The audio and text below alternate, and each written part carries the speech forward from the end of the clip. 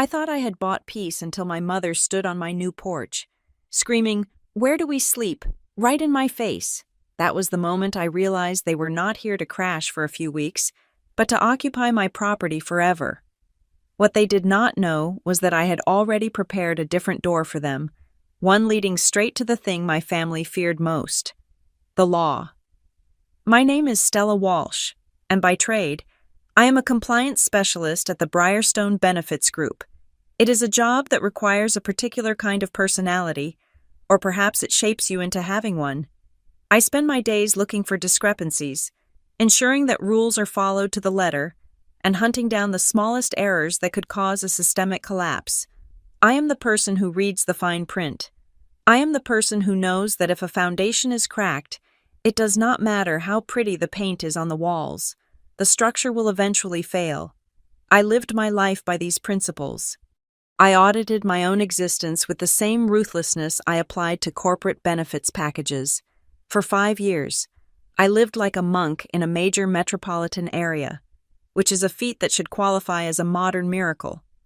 While my coworkers at Briarstone were leasing luxury sedans and financing vacations to Tulum on credit cards, they would likely never pay off. I was driving a Honda Civic that rattled when it hit 40 miles per hour.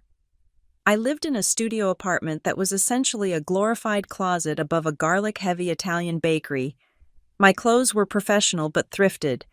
My diet consisted of meal-prepped rice, beans, and frozen vegetables. I did not buy coffee. I did not go to happy hours. I picked up freelance data entry work on the weekends, typing until my wrists ached and my eyes blurred, all to throw every extra cent into a high-yield savings account that I checked obsessively every single morning.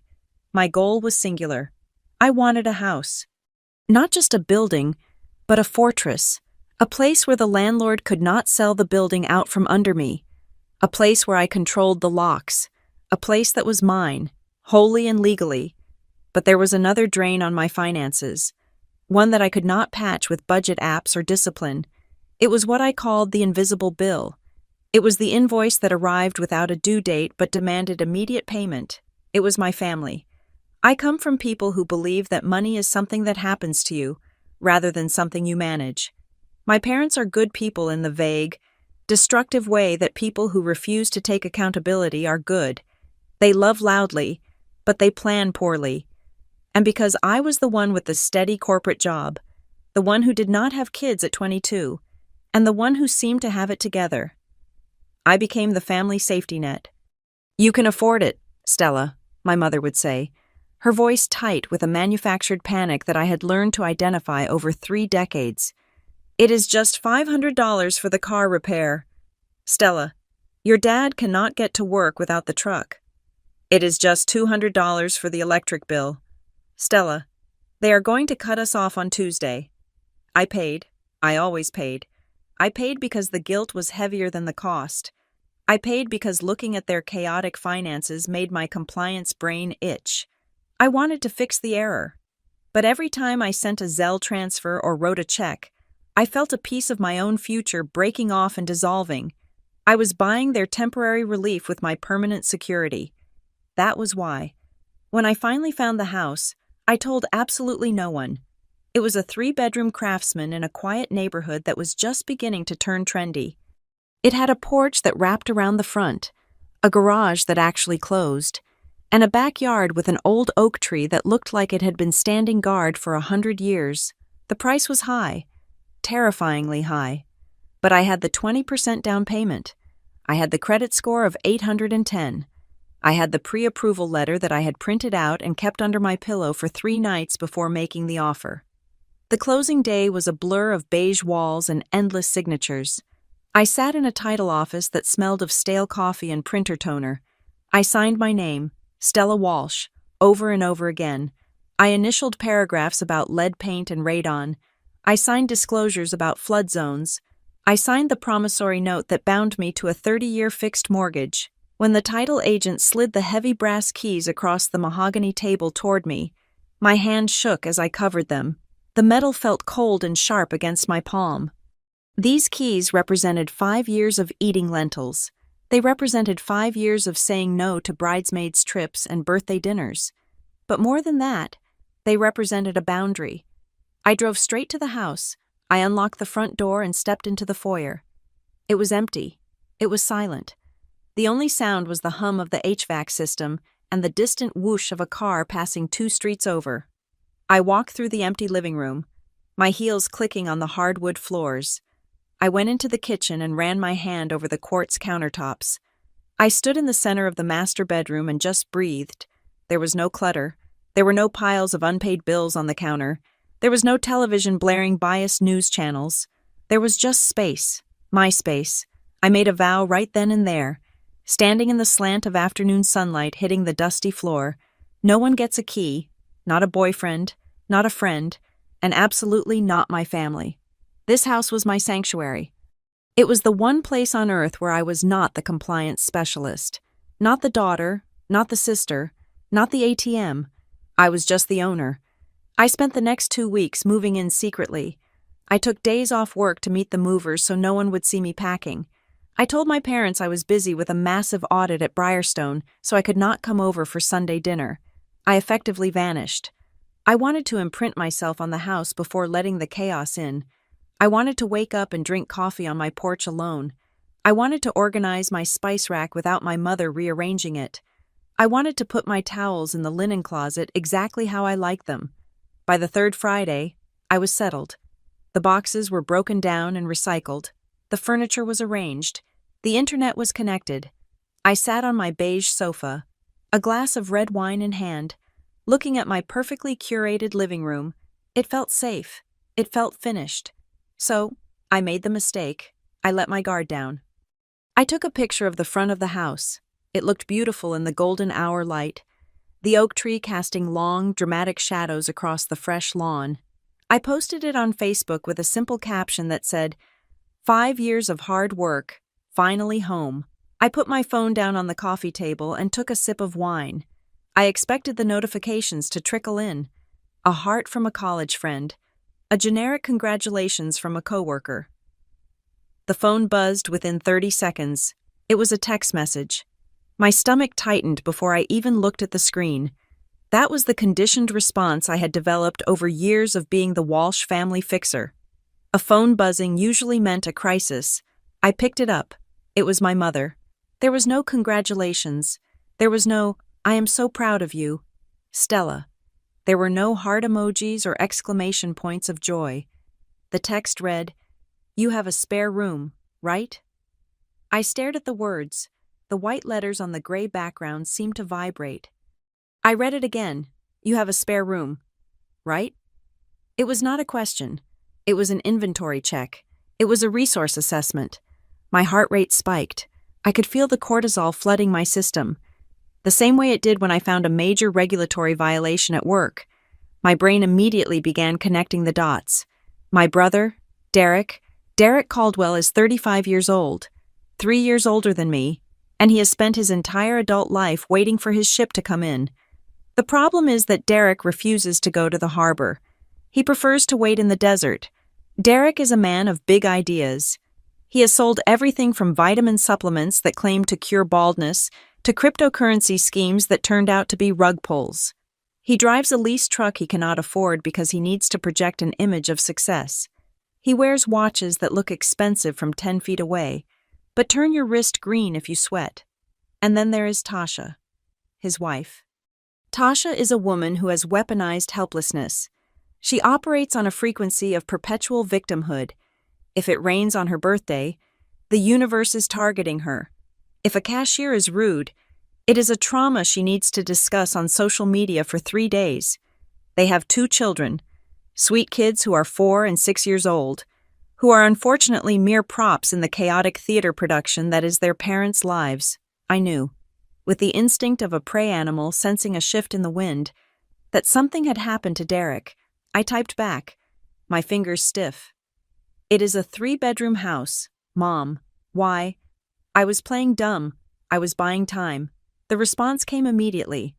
The 3 dots bounced for what felt like an eternity, signaling a long message. "Derek and Tasha are having some trouble with their landlord.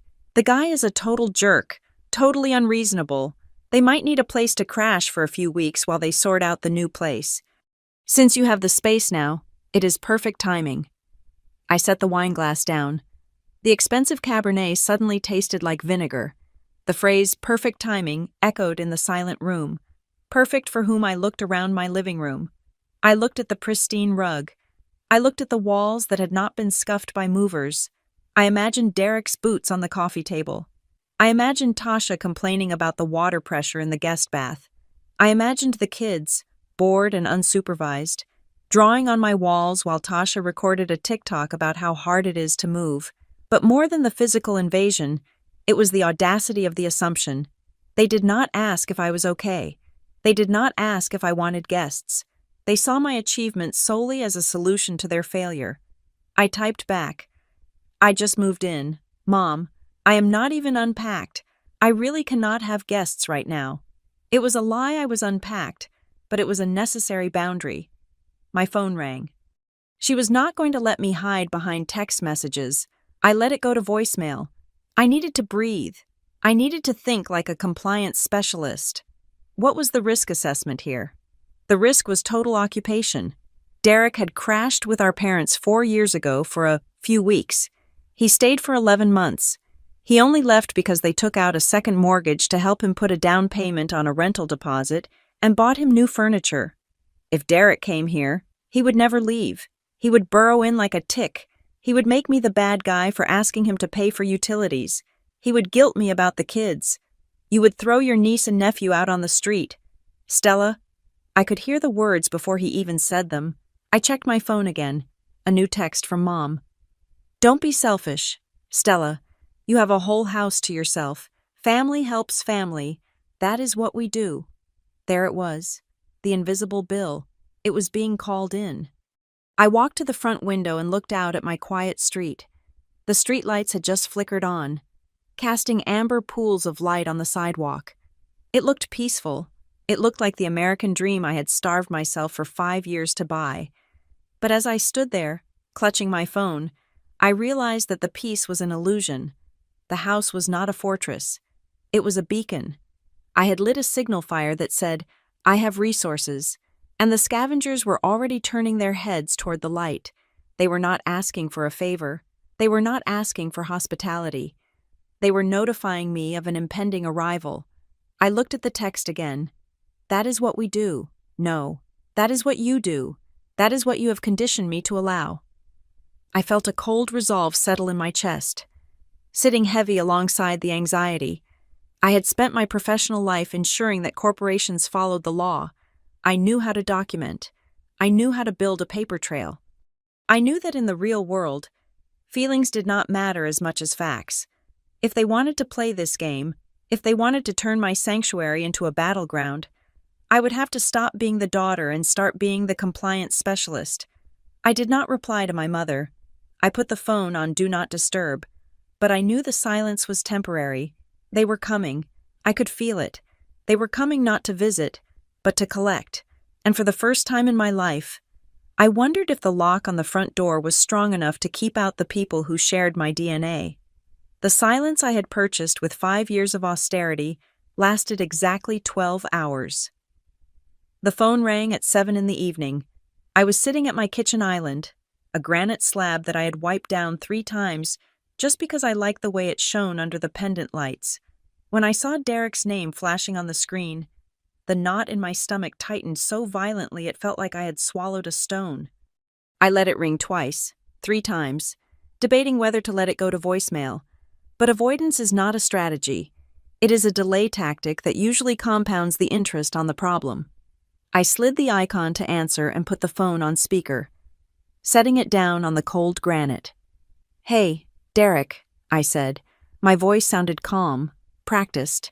It was my work voice, the one I used when telling a department head that their expense reports were non-compliant. "Stella, finally," Derek's voice boomed through the kitchen. He sounded breathless, agitated, the way he always did when he was about to ask for something while pretending he was doing you a favor. "Look, I know you are busy with the new place and all that.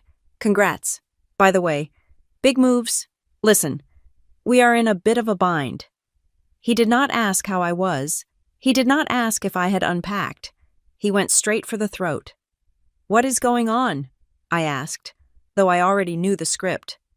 "It is our landlord," Derek said, and I could hear the sneer in his voice. "The guy is totally unreasonable. He's been riding us for months about the kids making noise. You know how kids are, right? They run around. It is normal. But this guy, he is obsessed. He claims we are damaging the hardwood or whatever. Anyway, he gave us a notice to vacate, just totally out of the blue. It is illegal, honestly, and I am going to talk to a lawyer about suing him for wrongful eviction. But right now, we need to get out of there before things get ugly." I closed my eyes. The lie was so thin it was transparent. Derek had never sued anyone in his life because suing requires filing fees and lawyers requires retainers. Derek gets evicted because Derek stops paying rent. It is a cycle as predictable as the tides. "He gave you a notice to vacate today?" I asked, keeping my tone neutral. "Usually. Those come with a 30-day warning." "Derek, did you get a 30-day notice?" "He posted it a while ago, but I thought he was bluffing," Derek said quickly, stumbling over the timeline. "Look, the details do not matter. The point is, Tasha is freaking out. The kids are scared. We just need a landing pad. Just for 2 or 3 weeks. Just until I close this deal with the distribution partners in Florida. Once that commission check hits, we are putting a down payment on a luxury condo downtown. We just need a bridge. Stella, 2 or 3 weeks. In the language of the Caldwell family, 2 or 3 weeks is a unit of measurement that actually means 6 to 18 months. It means forever until forced out." "I cannot do that. Derek," I said. I kept my sentence short. No justifications, just the refusal. There was a pause on the other end. The breathless, buddy-buddy tone evaporated instantly, replaced by a cold, sharp edge. "What do you mean? You cannot?" Derek asked. "You have a 3-bedroom house. Mom told me. You are living there alone. You have 2 empty rooms just sitting there collecting dust while your nephew and niece are about to be homeless. I am not a hotel. Derek, I just moved in. I am not set up for a family of 4. "We do not need setup," he shouted. The volume made me flinch. "We have air mattresses. We will sleep on the floor. We just need a roof. Are you seriously going to be this selfish? You make all this money at that corporate job? You buy a house that is way too big for one person, and now you act like you are too good for your own blood." "My income is not the conversation here," I said, leaning against the counter to steady myself. "And neither is the size of my house. The answer is no. Derek, you cannot live here." "I am not asking to live there," he screamed. "I said 2 weeks, are you deaf? 2 weeks. "If it is really just 2 weeks," I said, cutting through his noise, "then you can stay in a motel. There is a Motel 6 off the interstate. It is $60 a night." $60 a night, he laughed, a harsh barking sound. "You think I have $1,200 just lying around for a motel? All my cash is tied up in inventory right now. That is why I'm calling you. If your cash is tied up, how are you going to move into a luxury condo in 2 weeks?" I asked. It was a logical trap, and I knew he would hate me for setting it. "You are such a bitch, Stella," he spat. "You always have been. You think because you sit in an office all day pushing papers that you are better than us. You think you are so smart. You know what? Forget it. I will figure it out. I always do." The line went dead. I stood there, my heart hammering against my ribs. I knew it was not over. This was just the opening salvo. Derek was the hammer, but my mother was the anvil. They worked in concert to crush any resistance I offered. 5 minutes later, my phone buzzed. It was not a call this time. It was the family group chat. The chat included me, Derek, Tasha, Mom, and Dad. Mom. "I cannot believe what I am hearing. Stella, call me immediately. Mom. Your brother is crying. Tasha is having a panic attack. How can you be so cold? Mom. Those are your brother's children, innocent babies. You would let them sleep in a car." I stared at the screen. The narrative was being rewritten in real time. I was no longer the sister who declined a house guest. I was the monster who was forcing children to sleep on the streets. Tasha chimed in a moment later. Tasha, I guess we know where we stand. Rich people don't need family, I suppose. The emoji broke me. It was so performative. I sat down at the island and began to type. I needed to be clear. I needed to be generous enough to kill the selfish narrative, but strict enough to protect my property. I treated it like a compliance email. Me.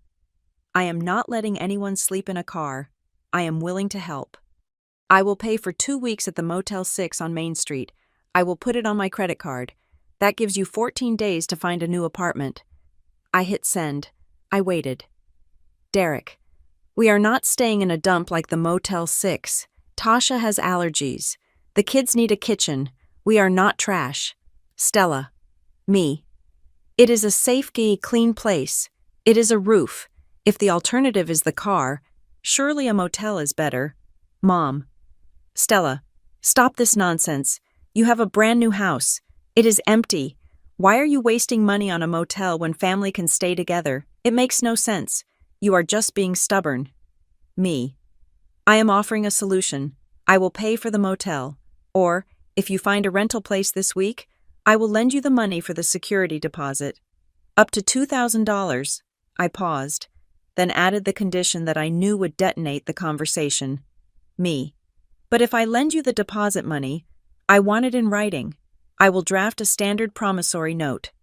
0% interest, but a fixed repayment schedule, $50 a month. We will sign it in front of a notary. The silence in the chat was profound. It lasted for a full 2 minutes. I was offering them exactly what they claimed they needed: shelter the motel, or help getting into a new home, the deposit. If their crisis was genuine, they would take the motel. If their plan to move to a luxury condo was real, they would take the loan because they could easily pay it back. But they did not want a loan.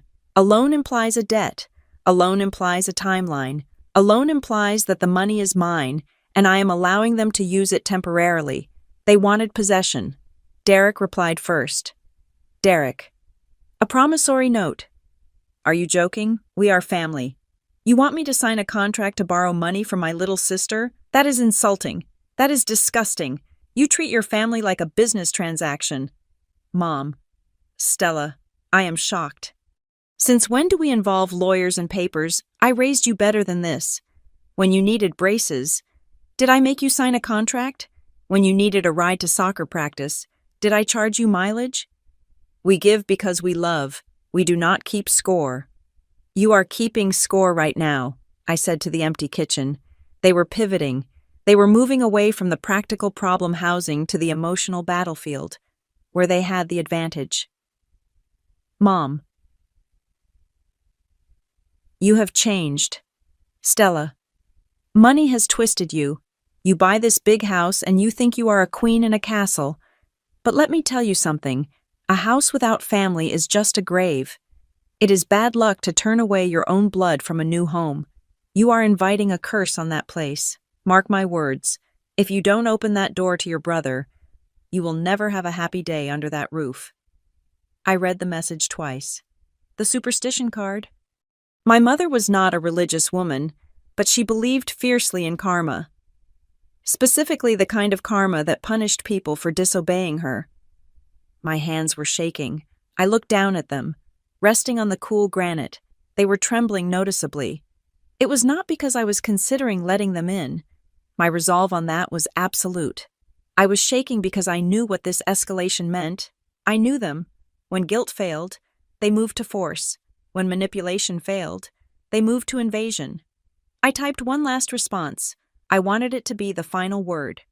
Me. My offer stands.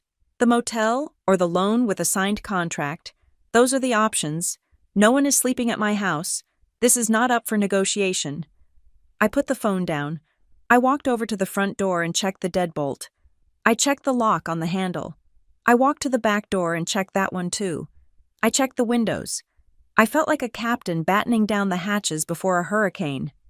The sky was turning dark outside, the streetlights buzzing. My phone chimed with a single text notification. It was not the group chat. It was a direct message from my mother. I picked it up. I am not going to argue with you over text anymore. You are confused and you are forgetting who you are. Tomorrow morning, I am bringing Derek, Tasha, and the kids over. We are going to sit down in your living room and talk about this like a family, face to face, so we can knock some sense into you. It was not a question.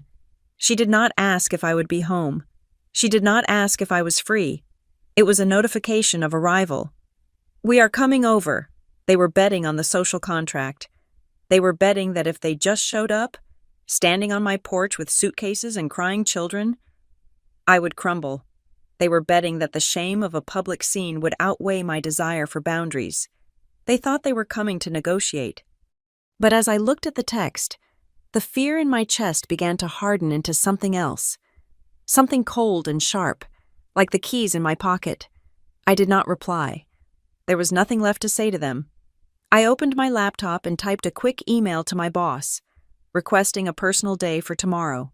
Then, I opened a new browser tab and searched for the non-emergency line for the local police department, just to have the number saved in my contacts. They were coming to talk. I was preparing for war. The morning sun was hitting the quartz countertops in my kitchen, creating little prisms of light that danced across the backsplash. It was 9 a.m. I had called out of work, citing a family emergency, which was technically the truth. Even if my definition of the emergency differed vastly from that of my family, I was dressed not in pajamas, but in a pair of dark slacks and a crisp white button-down shirt. It was my armor. If I was going to be dragged into a war, I would not be fighting it in a bathrobe. I was finishing my second cup of black coffee when the silence of the house was shattered. It did not start with a knock. It started with the electronic chime of the doorbell, a cheerful 2-note melody that sounded grotesque given the circumstances. Then came the pounding. It was a heavy, rhythmic thumping, the sound of a fist making contact with wood, demanding, not requesting. My heart hammered against my ribs, a physical echo of the noise at the door. I did not move toward the foyer immediately. Instead, I picked up my phone and opened the security app connected to the camera I had installed the day I moved in. The video feed loaded in high definition, the fisheye lens distorting the edges of the frame but leaving the center perfectly clear. They were all there. It was a full invasion force. My mother stood closest to the lens, her face distorted by the angle, her mouth moving rapidly as she shouted something I could not hear yet. My father stood behind her, looking down at his shoes, his posture slumped in that familiar display of weaponized passivity. And then there was Derek. He was wearing sunglasses, despite the overcast sky, and he was dragging a suitcase. But it was not just one suitcase. I stared at the small screen, my blood turning to ice. Behind Derek and Tasha, the driveway looked like an airport baggage claim. There were 3 large, battered suitcases. There were 4 black garbage bags, the kind people use to move clothes when they are in a hurry. There were 2 plastic storage bins stacked precariously on top of each other. Tasha was holding the baby, and my 4-year-old nephew was sitting on a plastic tricycle that they had somehow dragged along with them. They had not come to talk. They had not come to negotiate. They had come to move in. The pounding stopped for a second, then resumed with double the intensity. "Stella, I know you are in there. Your car is in the driveway." My mother's voice was muffled by the heavy oak door but still audible. I took a deep breath, inhaling through my nose and exhaling through my mouth, just as I did before walking into a compliance audit with the federal regulators. I walked to the front door. I unlocked the deadbolt, the metallic clack echoing in the foyer. I opened the heavy wooden door, but I did not unlock the storm door. I kept the glass barrier between us. The moment they saw me, the energy on the porch shifted from impatience to aggressive entitlement. My mother reached for the handle of the storm door and rattled it violently. It held fast. "Open this door right now," she hissed, her eyes darting toward the street. "People are watching. Do not embarrass us like this." She was already playing the game. She was trying to make me an accomplice to her social anxiety. She wanted me to open the door not because it was the right thing to do, but because the neighbors might see us. I looked her in the eye through the glass. I told you yesterday. Mom, no. Open the door. She raised her voice, abandoning the whisper. We have the grandbabies out here. It is chilly. Are you crazy? The answer is no, I said, my voice steady, though my knees felt like water. I offered you the motel. I offered you the deposit money. You declined both. You are not coming inside. Derek pushed past our mother, pressing his face close to the glass. He took off his sunglasses. His eyes were bloodshot, and he had the frantic, cornered look of a man who had burned every bridge behind him and was now demanding a boat. You are going to leave us on the porch, Derek shouted. He turned his body outward, projecting his voice toward the street, treating my front lawn like a stage. Everyone look! Look at my rich sister. She is leaving her own family out on the street. She is leaving children to freeze. It was 65 degrees outside. No one was freezing, but facts were irrelevant to Derek. Stop screaming, Derek, I said. This is a residential neighborhood. Then let us in, he roared. You want us to be quiet. Open the damn door. We have nowhere else to go. That is not my problem, I said. It felt cruel to say it, but I knew that any softness would be interpreted as a surrender. You had 24 hours to find a motel. A motel, Tasha chimed in.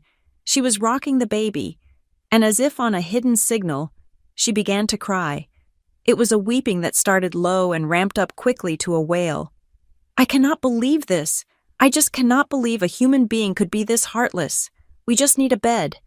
Stella, just a bed. I looked past them at the mountain of luggage.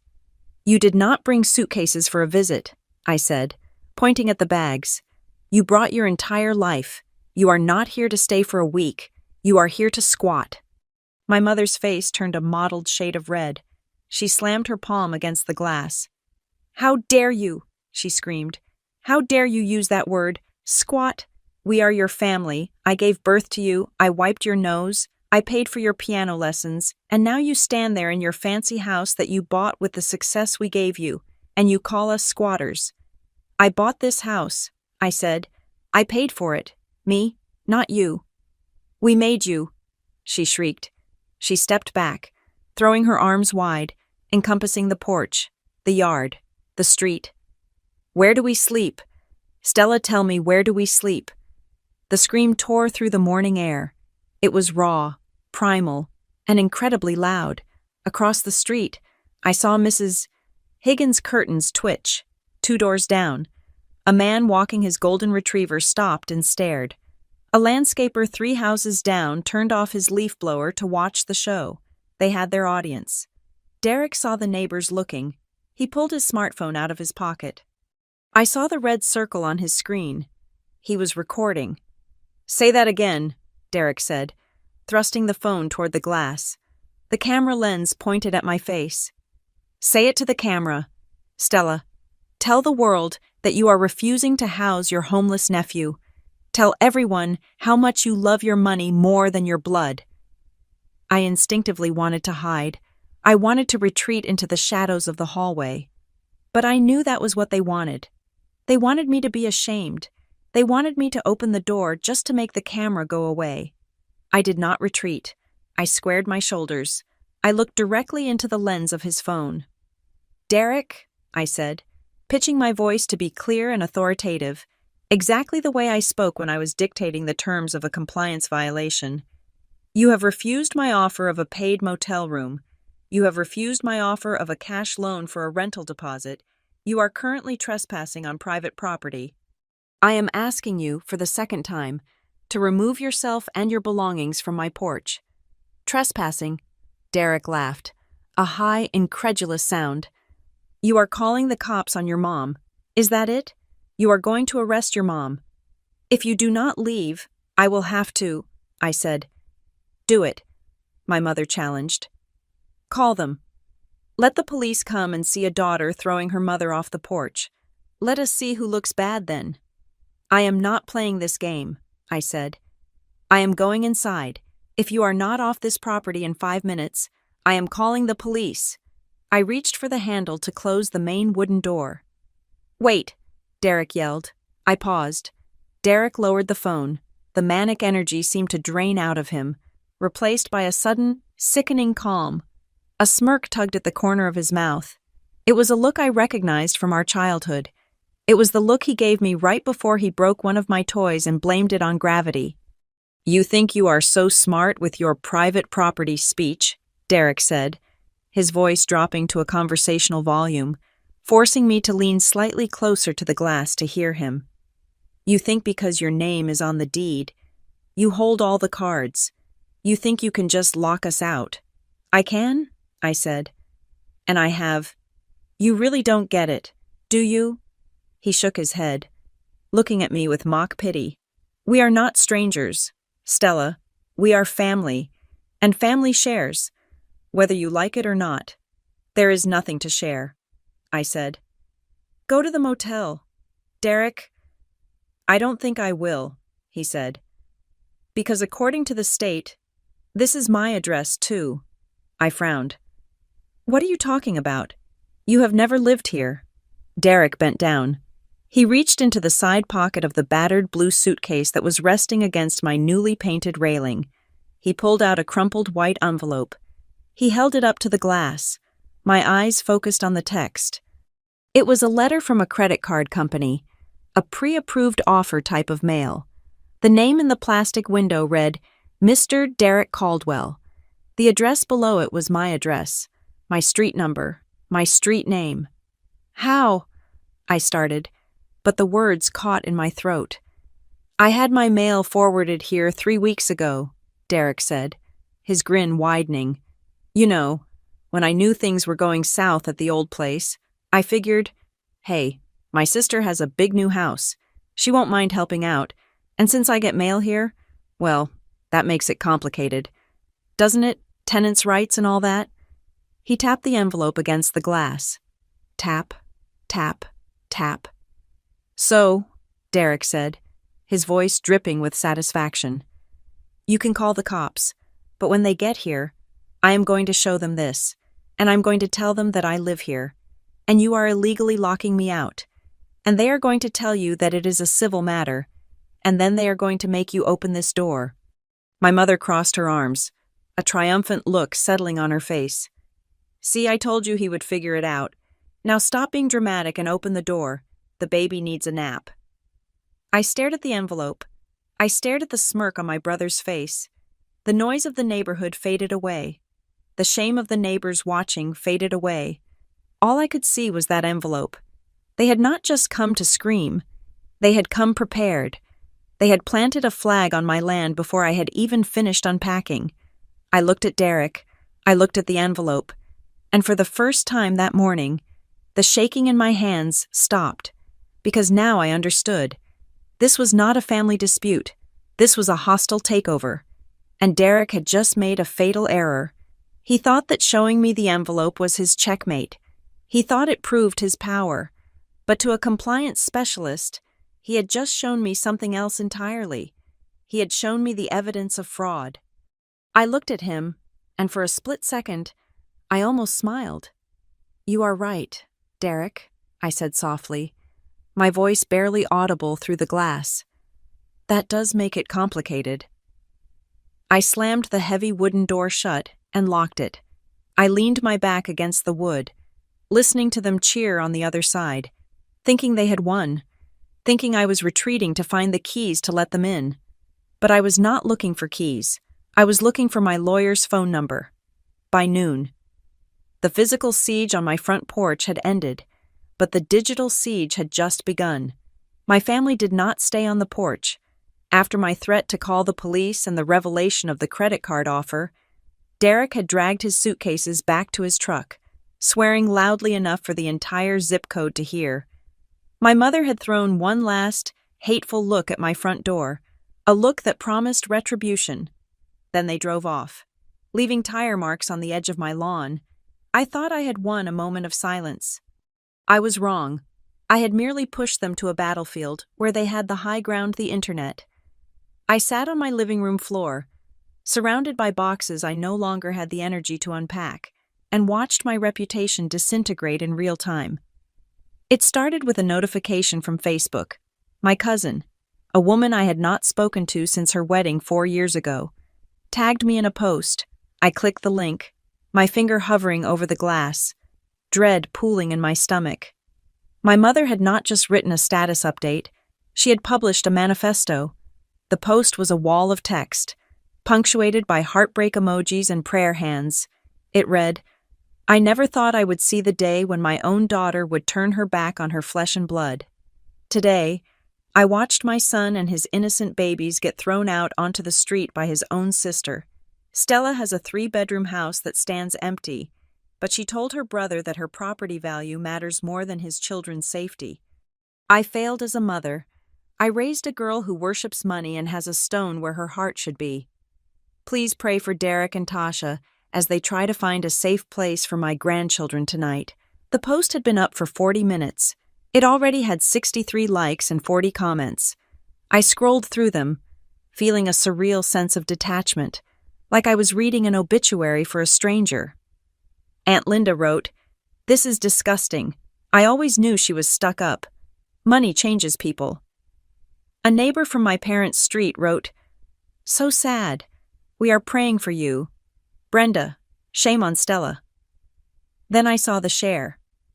Derek had not just shared our mother's post. He had uploaded a video. I clicked play. It was the footage from this morning, but it had been surgically altered.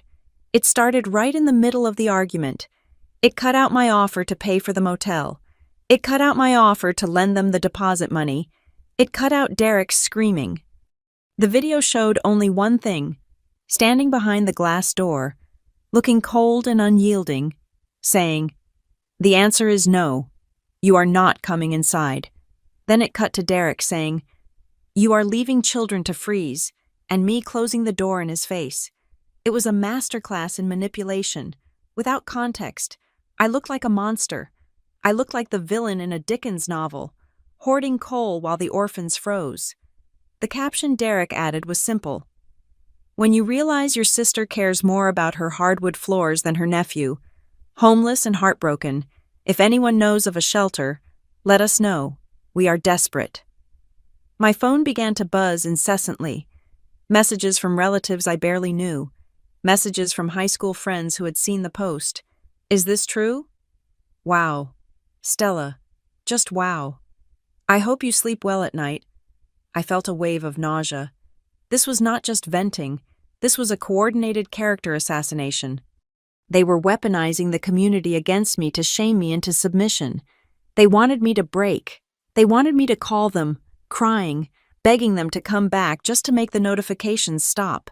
But the social shaming was just the first layer. The second layer was much more dangerous. At 1 p.m, my work email pinged on my phone. I usually kept my work notifications off when I was on leave, but in my anxiety, I had forgotten. I glanced at the screen. The subject line made my blood run cold. Urgent personnel matter. Ethics concern. It was from the Director of Human Resources at Briarstone Benefits Group. I opened the email, my hands trembling. "Dear Ms. Walsh, we have received a disturbing communication regarding your conduct. While we respect the private lives of our employees, Briarstone holds its staff to the highest standards of ethical behavior and stability. We have received an anonymous complaint alleging unstable behavior and moral turpitude that could reflect poorly on the company's reputation. We need to schedule a call immediately to discuss this." I stared at the words, moral turpitude. They had emailed my job. It had to be Tasha. She knew how to navigate corporate websites. She knew exactly where to find the ethics hotline. They were not just trying to ruin my reputation with Aunt Linda. They were trying to cut off my income. They knew that if I lost my job, I would lose the house. And if I was at risk of losing the house, maybe I would need roommates. Maybe I would need family. It was a scorched earth tactic. If they could not have the house, they would make sure I could not keep it either. I dialed the number for HR immediately. I could not let this fester. I had to go into compliance mode. I had to be the professional they hired, not the villain on Facebook. "This is Stella Walsh," I said when the director answered. My voice was steady, iron hard. "I received your email. I want to state for the record that I'm currently the victim of a targeted harassment campaign by estranged family members who are attempting to extort housing from me. The allegations are false, retaliatory, and I can provide documentation of the harassment if necessary." The director paused. "I see. We received an email claiming you were abusing children and hoarding stolen assets. It was quite specific." "It is a lie," I said. "I just purchased a home. My brother demanded to move in. I refused. This is his retaliation. I am happy to forward you the police logs if I decide to file a report."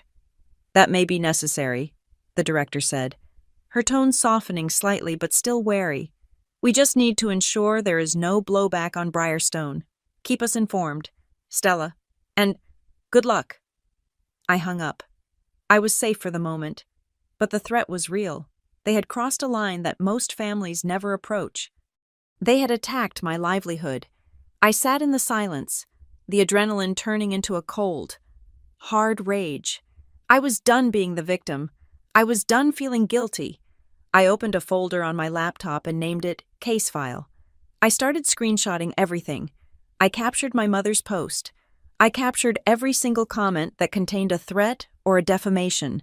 I downloaded Derek's video. I went to Tasha's Instagram. She had posted a story 5 minutes ago. It was a photo of her suitcase standing on a sidewalk, not even my sidewalk, just a random piece of concrete. The caption read, "I have never seen such cruelty. We are sitting here wondering where to go. Prayers needed." I screenshotted it. Then, a text came in from my father. My father? The silent partner. The man who stood in the background and let my mother wield the knife. "Stella," the text read, "I am disappointed. Your mother is a mess. The boys are crying. You have caused a lot of pain today. Just let them stay for a few weeks until this blows over. Be the bigger person. Fix this. Fix this." That was my role. I was the fixer. I was the one who cleaned up the mess. But he was not asking me to clean up a mess. He was asking me to lay down and let them walk over me so he could have a quiet evening. I did not reply. I took a screenshot of his text and added it to the folder. I spent the next 2 hours combing through the digital wreckage. I found comments from Derek's friends threatening to come over and teach her a lesson. I saved them all. I was building a timeline. I was acting like the auditor I was paid to be. At 4 in the afternoon, I decided to check my email one last time before closing the laptop. I wanted to make sure there were no more surprises from HR. There was nothing from HR, but there was an email from the city utility company. The subject line was standard confirmation of service transfer request. I frowned. I had not requested a transfer. I had set up my electric and water service 2 weeks ago. In my name, Stella Walsh. I opened the email. "Dear customer, this email is to confirm that your request to transfer the utility services at my address has been processed. The account has been successfully moved to the new responsible party, Derek Caldwell, effective immediately. A final bill will be sent to your previous address." I stopped breathing. The air in the room seemed to vanish. I read it again. Derek Caldwell. They had not just posted mean things on Facebook. They had not just emailed my boss. Derek had called the utility company. He had used my address. He had likely used my social security number, which he would know from old tax returns I had helped my parents with. Or perhaps my mother had simply given it to him from her files. He had impersonated the owner of the house. He had put the lights in his name, in the eyes of the utility company. He was now the tenant. He was establishing residency. He was creating a paper trail that proved he lived here, that he paid bills here. If I tried to evict him now, he would show the judge a utility bill in his name. He would say, "I live there. Look, I pay for the lights." This was not a tantrum. This was a crime. I looked at the screen, at the cheerful corporate logo of the power company, and the name Derek Caldwell sitting there like a cancer. The shaking returned. But it was not fear. It was the vibration of a machine turning on. I realized then that I had been fighting the wrong war. I thought I was fighting a family drama. I thought I was fighting guilt and emotional manipulation. But I was not. I was fighting a criminal enterprise. My brother had just committed identity theft and wire fraud to steal my house from the inside out. I picked up my phone. I did not call my mother. I did not call my father. I did not call Derek. I looked at the number I had saved earlier, the one for the lawyer my real estate agent had mentioned in passing, a shark named Elliot Crane who specialized in property disputes. But before I dialed, I looked at the utility email one last time. "You want to be the owner, Derek," I whispered to the empty room. "Fine, you can have the bill," but he was going to pay for it with a lot more than money. I saved the email to the case file. Then I picked up the phone. The time for talking to family was over. It was time to talk to the law. The email from the utility company was not just a notification, it was a smoking gun. I sat at my dining table, which was currently serving as the command center for my own defense, and dialed the customer service number for the electric provider. My hands were no longer shaking. A cold, clinical numbness had taken over. I was back in my element. I was no longer a sister dealing with a messy family dispute. I was an auditor investigating a fraudulent account. "Thank you for calling City Power," the automated voice chirped. "For billing, press 1. I navigated the menu with aggressive speed. When a human representative finally answered, I did not waste time with pleasantries. "My name is Stella Walsh," I said, my voice flat and hard. "I am the legal owner of the property at 42 Oak Creek Drive. I just received a confirmation email stating that the service has been transferred to a Derek Caldwell. I did not authorize this transfer." The representative, a woman named Sarah, sounded confused. "Okay, let me pull up the account. One moment. Yes, I see here that a request was processed. The new account holder provided the deed reference number and a start date." "What was the effective date of the transfer?" I asked. "The service was backdated to start last Tuesday," Sarah said. I froze. "Last Tuesday?" "Yes, ma'am." The timeline clicked into place like the tumbler of a lock. Last Tuesday was 3 days before I had even told my mother I had closed on the house. It was 4 days before the emergency eviction text from Derek. "Who authorized this?" I asked. "Did you speak to me?" "The notes say the request was submitted online," Sarah replied. "They had the account number from the previous owner, which is usually on the closing disclosure, and they uploaded a copy of the deed." I closed my eyes. They had not just reacted to a crisis. This was not a desperate scramble for shelter because of a sudden eviction. This was a premeditated strikes. They had been planning this the moment they found out I was house hunting. "The transfer is fraudulent," I told Sarah. "Derek Caldwell has no legal claim to this property.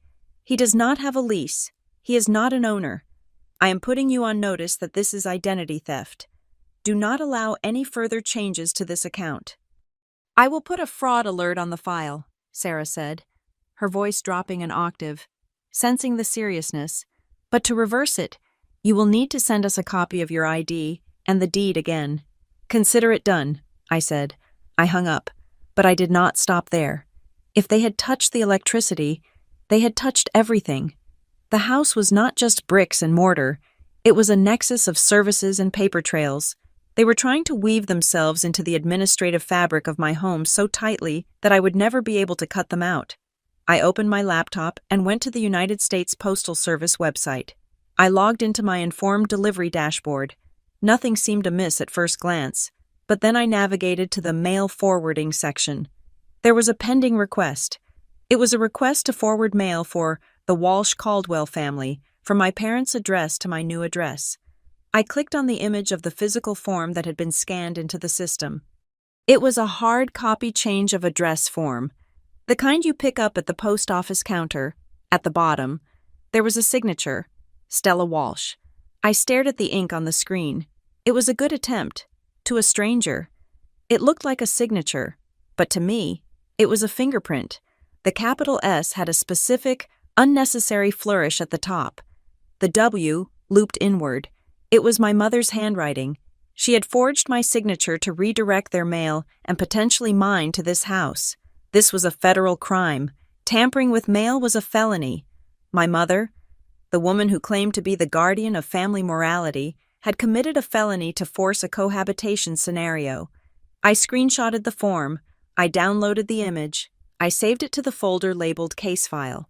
Then came the email from the Homeowners Association. I had barely unpacked.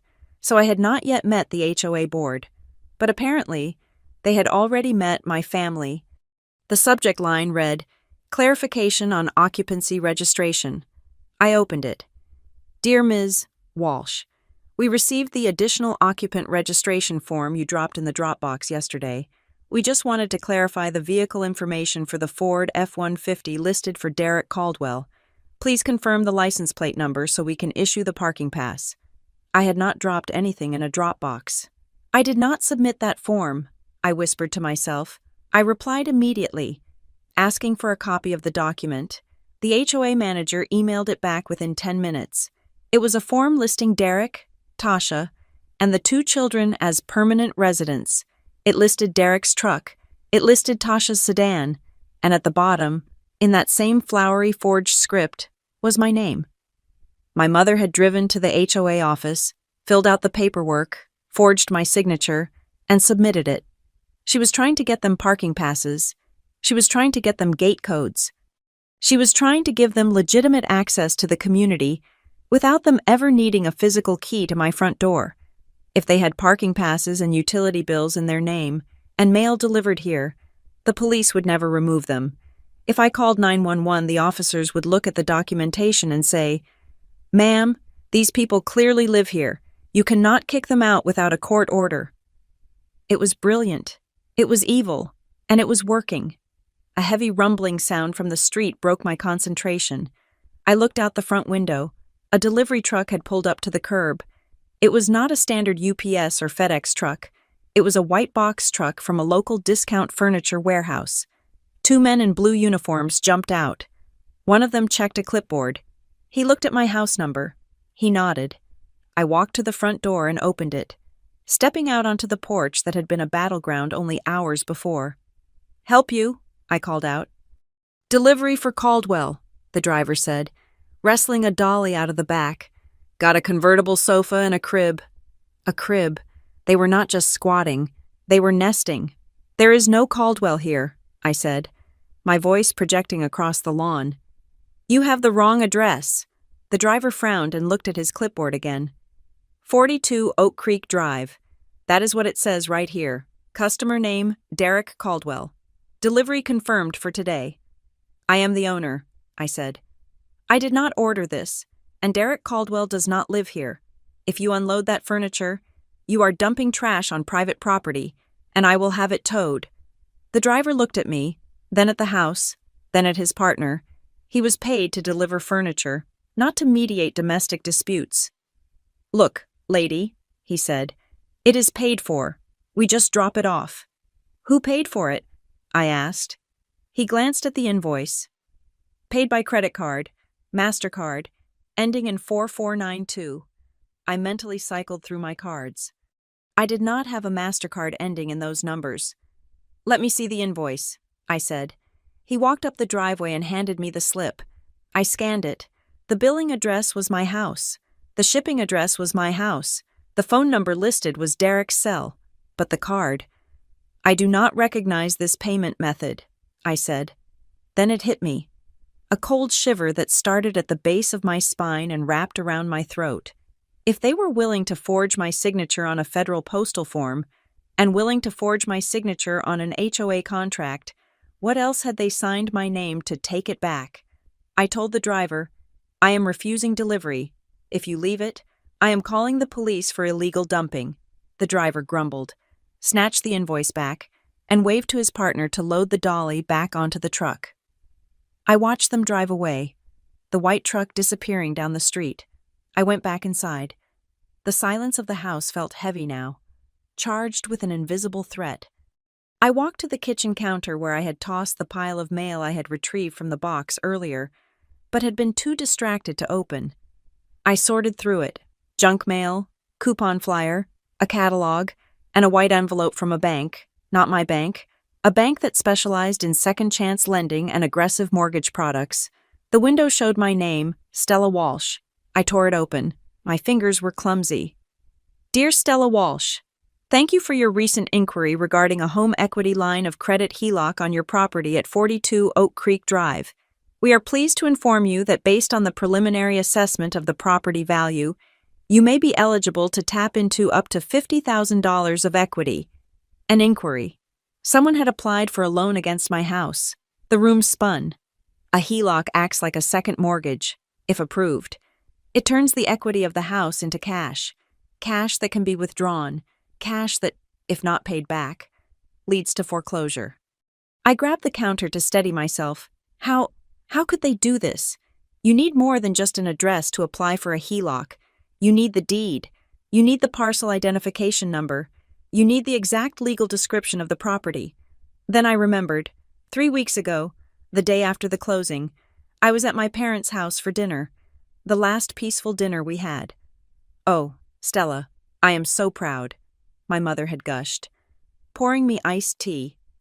"Let me see the papers. I want to see the official seal. I want to take a picture to show Aunt Linda that my daughter is a homeowner." I had hesitated, but I was so desperate for her approval. I was so happy that she was finally smiling at me instead of asking for money. I had brought the folder in from the car. I had let her hold the deed. I had let her flip through the closing disclosure. She had taken her phone out. I thought she was taking a picture of the front page, the one with the gold seal. But she hadn't just taken a picture of the seal. She must have photographed every page. The page with the parcel number. The page with my social security number. The page with the mortgage details.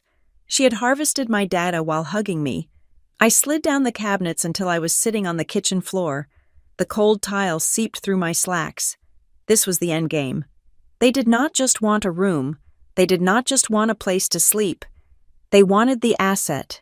Derek was drowning in debt. My parents were drowning in debt because of Derek.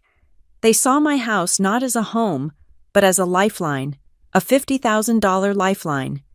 They planned to move in, establish residency, and then use the forged paperwork and the stolen identity to strip the equity out of the walls. They were going to bankrupt me. They were going to take the one thing I had built for myself and turn it into another failed venture for Derek. The realization was so absolute, so horrifying, that it burned away the last remnants of my familial guilt. The people who did this were not family. They were parasites. They were predators who had groomed me for 30 years to be their host. I stood up. The motion was sharp, decisive. I walked to my laptop. I opened a new email. I typed in the name, Elliot Crane. He was the attorney my real estate agent had warned me about. She had said, "If you ever have a really nasty dispute, call Elliot. He is expensive, and he is aggressive. He is not the guy you call to make friends. He is the guy you call to nuke the bridge." I found his number on his website. The tagline under his name read, "Property Rights Protection, Civil Litigation." I dialed. It rang 4 times before a receptionist picked up. "Law Office of Elliot Crane. This is Stella Walsh," I said. "I have a complex case involving squatting attempts, identity theft, mail fraud, and fraudulent encumbrance of real estate by estranged family members. I have documentation for all of it. I need an appointment immediately."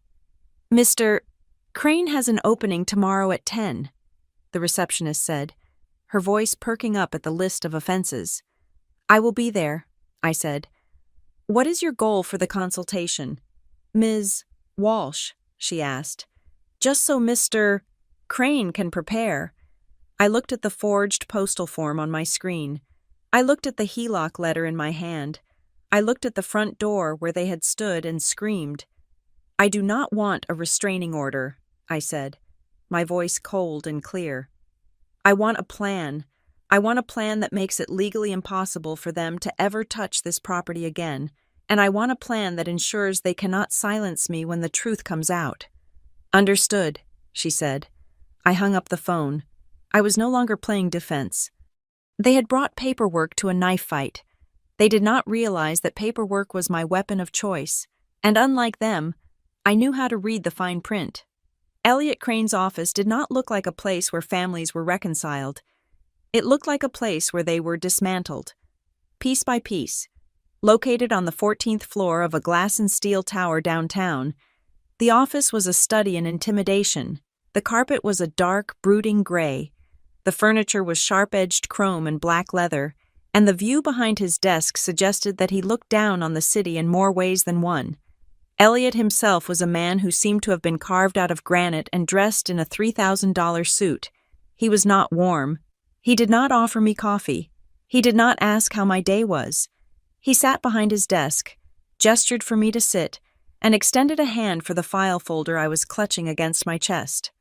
"Let's see the damage," he said. His voice was a low baritone, precise and devoid of filler words. I handed him the case file. I watched him flip through the pages. He scanned the screenshots of the Facebook harassment. He paused at the utility transfer email.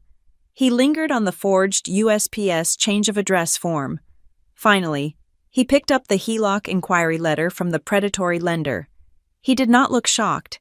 He looked like a mechanic diagnosing a transmission failure he had seen 1,000 times before. "You are in a very precarious position, Ms. Walsh," Elliot said, closing the folder and folding his hands on top of it. "But not for the reasons you think. They are trying to steal $50,000 of equity," I said. "Is that not the main reason?" "The money is the motive," Elliot corrected. "But the method is the danger. Right now, your brother and your mother are manufacturing a narrative of tenancy. That is the legal term you need to be worried about. Tenancy." He stood up and walked to the window. "If your brother manages to sleep in that house for a single night, or if he receives mail there for 30 days, or if the police show up and see his name on the electric bill, he becomes a tenant at will. In this state, once someone is a tenant, you cannot just change the locks. You cannot throw their stuff out. You have to go through a formal eviction process. Do you know how long that takes in our current court system?" "No," I said, a knot forming in my stomach. 6 to 9 months, Elliot said, turning back to face me. 6 to 9 months of him living in your house, destroying your property, running up bills in your name, while you pay the mortgage and the legal fees to get him out. And during that time, if you turn off the water or the heat, he can sue you for constructive eviction. He can sue you for making the home uninhabitable. I felt the blood drain from my face. He has never spent a night there. I stopped him at the door. "Good," Elliot said. "That is the only reason we are not having a very different conversation right now. But the mail forwarding and the utility switch, those are his attempts to bypass the physical key. He is trying to get the police to view this as a civil matter. If the police think it is a civil dispute between roommates or family members, they will walk away. And once they walk away, he moves in." "So, what do we do?" I asked. "How do I stop him?" "We stop playing defense," Elliot said. He walked back to his desk and tapped a key on his computer. "We build a paper wall so high and so thick that if he tries to climb it, he will go to prison. We are going to strip him of the family defense and classify him as exactly what he is: a criminal trespasser and a fraudster." He pulled a legal pad toward him and uncapped a fountain pen. "First," Elliot said, writing rapidly, "we need to kill the ambiguity. Right now, he is claiming he has permission. We need to formally revoke that permission in a way that holds up in court. We are going to draft a no trespass notice for Derek, Tasha, and your parents." "My parents too?" I asked. "Everyone," Elliot said without looking up. "Your mother is the architect. Your brother is the demolition crew. They all get one. This isn't a text message. Stella, this is a formal legal document stating that their license to enter the property is revoked. We will serve it via certified mail with a return receipt requested. That little green card you get back with their signature, that is your golden ticket. Once they sign for it, if they step 1 foot on your driveway, it is no longer a family visit. It is criminal trespass in the 2nd degree. It gives the police the authority to arrest them on site." "Okay," I said. "Do it." "Second," Elliot continued, "the mail? This is federal. Forging a change of address form is a felony. We are going to file a formal complaint with the United States Postal Inspection Service today. We are going to flag the address for fraud.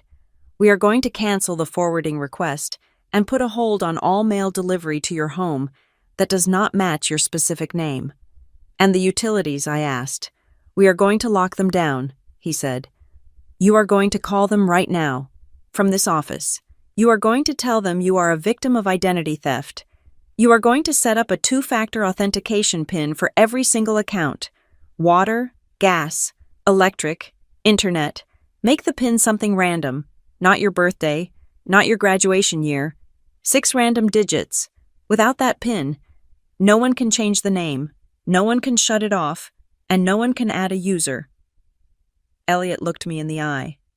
We are going to make your house invisible to them. We are going to cut every administrative cord they have tried to attach. And the loan? I asked. The HELOC inquiry. That is the leverage, Elliot said, a small, cold smile touching his lips. We are going to hold on to that. If they escalate, we file a police report for identity theft and attempted financial fraud. That is serious jail time. We will use that to ensure they stay away once the dust settles. But for now, let's secure the perimeter. I spent the next hour in Elliot's office, not crying, but working. We drafted the notices. The language was stark and beautiful in its brutality. Notice against trespass. To Derek Caldwell. You are hereby notified that you are forbidden from entering, remaining upon, or otherwise occupying the premises located at 42 Oak Creek Drive. Any violation of this notice will result in immediate prosecution to the fullest extent of the law. It was not a plea. It was a command. When I left Elliot's office, I felt lighter. I had a stack of certified envelopes in my bag and a to-do list that felt manageable. My first stop was the post office. I stood in line, clutching the envelopes that contained the trespass notices. When I reached the counter, I requested certified mail with return receipts for all 4. That will be $32.40, the clerk said. I paid it gladly. It was the cheapest insurance I had ever bought. While I was there, I asked to speak to the station manager about the fraudulent forwarding. I showed him the screenshot of the forged signature. He took it very seriously. He gave me a case number and immediately voided the order in the system. We will put a watch on this address, the manager told me. Nothing gets forwarded to or from there without ID verification in person. One loophole closed. I sat in my car in the parking lot and made the calls to the utility companies. City Power, how can I help you? This is Stella Walsh, I said. I need to speak to the fraud department. It took 40 minutes of being on hold, but I got through. I reversed the name change on the electric bill. I had them note the account unauthorized transfer attempt.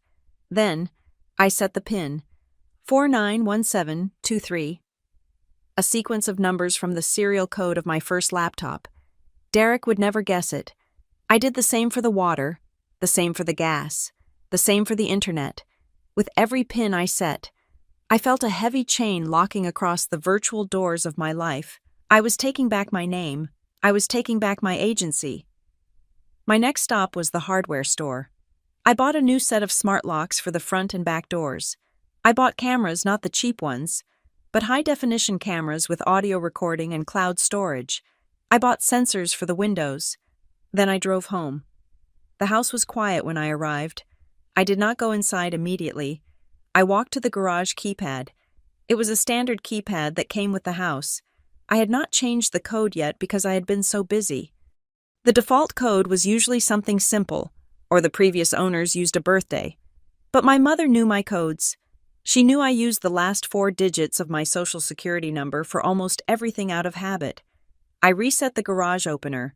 I wiped the memory completely. I programmed a new code, one that had no connection to any date or number in my life. I spent the rest of the afternoon turning my home into a fortress. I replaced the deadbolts. I installed the cameras, angling one to cover the driveway and one to cover the front porch specifically where they had stood screaming. I tested the audio. It was crisp. If they whispered a threat, I would hear it. As the sun began to set, I sat in my living room. The house felt different now. It didn't just feel like a building. It felt like a machine that was humming with defensive energy. I looked at the case file on the coffee table. It was growing. The certified mail receipts were stapled to the top. The fraud report number from the post office was written on a sticky note. The new account numbers and PINs for the utilities were logged in a secure notebook. My phone buzzed. It was a text from Derek. You are making a mistake. Stella, we are coming back. You cannot keep family out. I did not feel the spike of fear this time. I looked at the text and saw it for what it was: evidence. I took a screenshot. I emailed it to Elliot. Then I typed a reply. I did not engage in an argument. I did not justify myself. I used the language Elliot had given me. All permission to enter the property has been revoked. Formal legal notice has been mailed to you. Any attempt to enter the property will be treated as criminal trespass and reported to the police immediately. Do not contact me again. I hit send. Then I blocked his number. I blocked my mother. I blocked my father. I blocked Tasha. The silence that followed was not the silence of avoidance. It was the silence of a drawbridge being raised. I knew they would try again. Elliot had warned me. They will test the fence, he had said. Narcissists do not believe the rules apply to them until they face consequences. But I was ready. I had the law on my speed dial. I had the documents in my hand. I walked to the window and looked out at the street. The streetlights were coming on. It was the same view as the night before. But the context had changed. I was no longer a frightened daughter hiding behind a curtain. I was the warden of my own life. Let them come, I thought. I have a different kind of welcome mat waiting for them now. I went to the kitchen and poured myself a glass of wine. For the first time in weeks, the liquid didn't taste like anxiety. It tasted like victory. I had closed the loopholes. I had secured the perimeter. But as I took a sip, I glanced at the calendar on the wall. The weekend was coming. And I knew that a piece of paper, no matter how legally binding, would not stop a man like Derek without one final, physical confrontation. He would come back. He would try to break the lock, and when he did, he would find that I had not just changed the key, I had changed the game. The weekend arrived with a deceptive calm. Saturday passed without a single car pulling into my driveway, and for a few hours, I allowed myself to believe that the certified letters had done their job. I spent the day organizing the kitchen, arranging my spices in alphabetical order, and trying to ignore the gnawing sensation in my gut that said silence was not peace. It was just the deep breath before the scream. I had turned my living room into a command center. The monitor for the security cameras was set up on the coffee table, glowing with the feeds from the front porch, the driveway, and the backyard. I sat there in the dark, watching the grayscale footage of my own lawn, a glass of water sweating on a coaster beside me. At 11 at night, the motion sensor chimed. It was not the wind. It was not a stray cat. I leaned forward, my eyes locking onto the screen. A truck had pulled up to the curb, but its headlights were off. It was not Derek's truck. It was a white sedan I did not recognize. But a moment later, the passenger door opened, and my father stepped out. He looked older in the grain of the night vision camera. He was wearing a heavy coat and carrying a duffel bag. Then the driver's side door opened. Derek stepped out. He was not shouting this time. He was moving with a frantic, nervous energy, checking the street left and right like a criminal casing a bank. But it was the third figure that made my blood run cold. Another vehicle, a nondescript van, had pulled up behind them. A man in coveralls got out, carrying a heavy tool bag. He walked up the driveway with the weary posture of a tradesman working a late-night emergency call.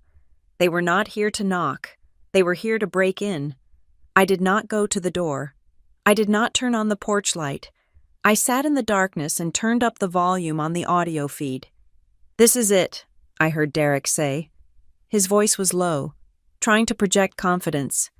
"Sorry to drag you out this late. Man, my sister is out of town, and she took the only key. My dad and I need to get in to feed the cats and check the furnace." The locksmith paused on the bottom step. I saw him look at the house. He looked at the brand-new smart lock I had installed 2 days ago. "This is a high-security electronic bolt," the locksmith said. "I cannot pick this. I have to drill it. It is going to destroy the lock." "That is fine," Derek said quickly. Too quickly. "She is going to replace it anyway. Just get us in. I will pay you double for the night call." "You got ID showing you live here?" the locksmith asked. "Or a deed?" "I have the utility paperwork," Derek said, patting his pocket. "The lights are in my name. I just do not have my license with this address on it yet because we just moved in. The locksmith hesitated. He shifted his weight. I usually need to see a license that matches the address. Buddy. Look, my dad is elderly, Derek said, pointing at our father, who was standing silently by the bags, looking at his shoes. He needs his medication. It is inside. Are you going to let an old man suffer because of a technicality? I had heard enough. I did not scream through the door. I did not give them the satisfaction of a reaction. I picked up my phone and dialed 911. Emergency, the dispatcher answered. This is Stella Walsh, I said, my voice quiet and precise. I am at 42 Oak Creek Drive. I have intruders on my front porch attempting to drill out my lock. I am the sole owner. I am alone inside. They have a locksmith with them and are using fraudulent documents to gain entry. Are you in immediate danger, ma'am? They are about to drill the lock, I said. I have a protection plan in place, but I need officers now. Officers are dispatched. Stay on the line. I kept the phone to my ear and watched the screen. The locksmith had pulled out a drill. The whine of the motor revving up cut through the audio feed. Wait, Derek said. Do it quick, before the neighbors wake up. My phone buzzed with another call. It was my mother. I looked at the screen. I knew I should not answer, but I needed to stall them for the 2 minutes it would take for the patrol car to arrive. I merged the calls, keeping the dispatcher on the line, but muted. Hello, I said. The video feed of my mother's face filled my screen. She was sitting in her kitchen, wrapped in a shawl, her eyes puffy. It was a performance. Stella, she wailed. Stella, please, your brother is outside.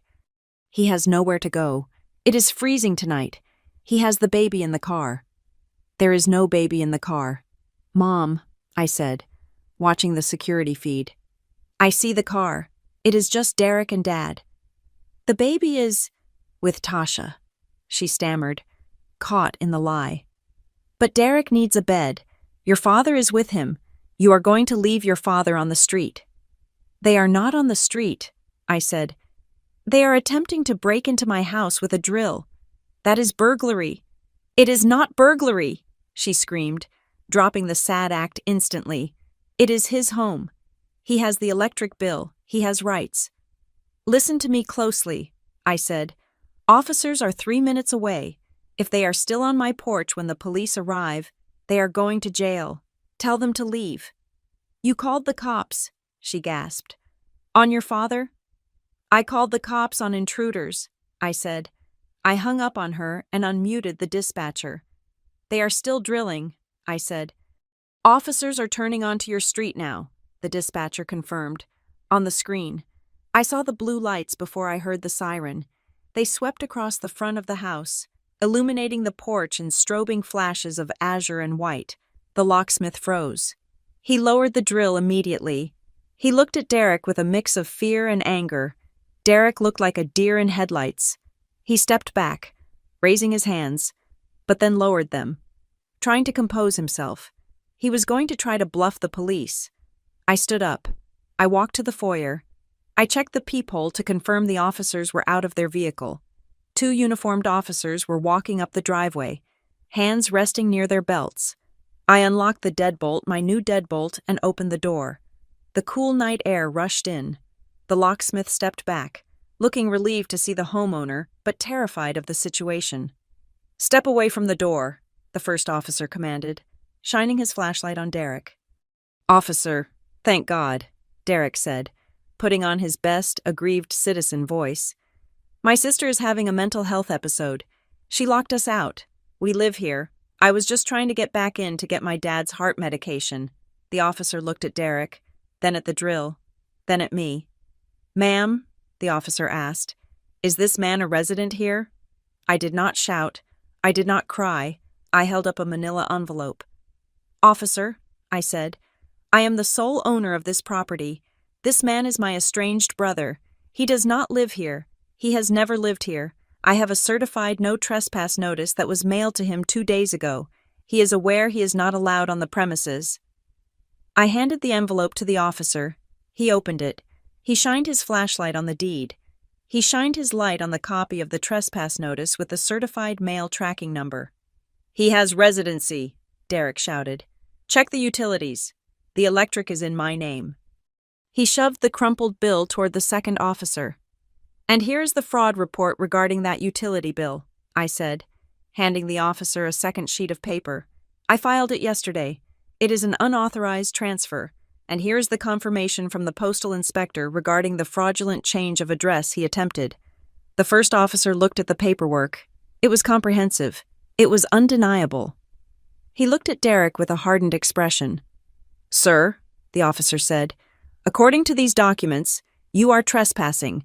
The homeowner has revoked all permission. The utility company has flagged your claim as fraud." "She is lying," Derek screamed, his composure shattering. He pointed a shaking finger at me. "She is manipulating you. She is crazy. Look at her. She is trying to steal the house from the family." "Lower your voice," the officer warned. "You do not understand," Derek yelled. "We have nowhere to go. We need this house." "That is a civil matter," the officer said. "But tonight, it is a criminal matter if you do not leave. You are attempting to force entry. That is breaking and entering." My father spoke up for the first time. He stepped out from the shadows, looking small and defeated. "Officer," he said, his voice trembling, "please, we just need to get in for one night. Just one night. Once we are inside, everything will settle down. We just need to sleep." The officer looked at my father, and for a second, I saw pity in his eyes. But then the officer shook his head. "Sir," the officer said, "if I let you in for one night, you establish tenancy. I know the law, and I know what you are trying to do. You are trying to bypass the eviction process." My father's face fell. He knew that I knew. He knew the game was up. "It is over, Dad," I said from the doorway. "Go home." "Home," Derek spat. "We lost the lease because of you, you selfish witch." "That is enough," the officer said, stepping between Derek and me. "You are leaving now. If you return to this property, you will be arrested for criminal trespass. Do you understand?" Derek looked at the officer. He looked at the open door behind me, the warm light of the foyer spilling out. It was so close. He had been inches away from drilling the lock and claiming the space. "You will pay for this, Stella," Derek hissed. "Mom is never going to forgive you." "I am counting on that," I said. The officer escorted them to their truck. I watched as Derek threw the bag into the bed of the pickup with violent force. My father got into the passenger seat without looking back. They reversed out of the driveway and sped off into the night. The locksmith was still standing there. He looked terrified. He was holding his drill in one hand and a piece of paper in the other. The second officer looked at him. "You with them?" "No, sir," the locksmith stammered. I was hired for a lockout. I thought he was the owner. He showed me paperwork." "Pack up and go," the officer said. The locksmith nodded vigorously. He began to gather his tools. The officers turned to me. "We will file a report, Ms. Walsh," the first officer said. "You have done the right thing having that paperwork ready. Most people don't. Keep the doors locked." "Thank you," I said. The officers walked back to their patrol car. I was about to close the door when the locksmith stepped forward. He looked around to make sure the police were out of earshot. "Ma'am," he said. "Yes?" I asked, my hand on the doorknob. "I am sorry," he said. He really seemed convincing. He had the story down cold. "He is a good liar," I said. "Yeah, well," the locksmith hesitated. He looked down at the paper in his hand. "He gave me this. Said it was his authority to open the door if you weren't here.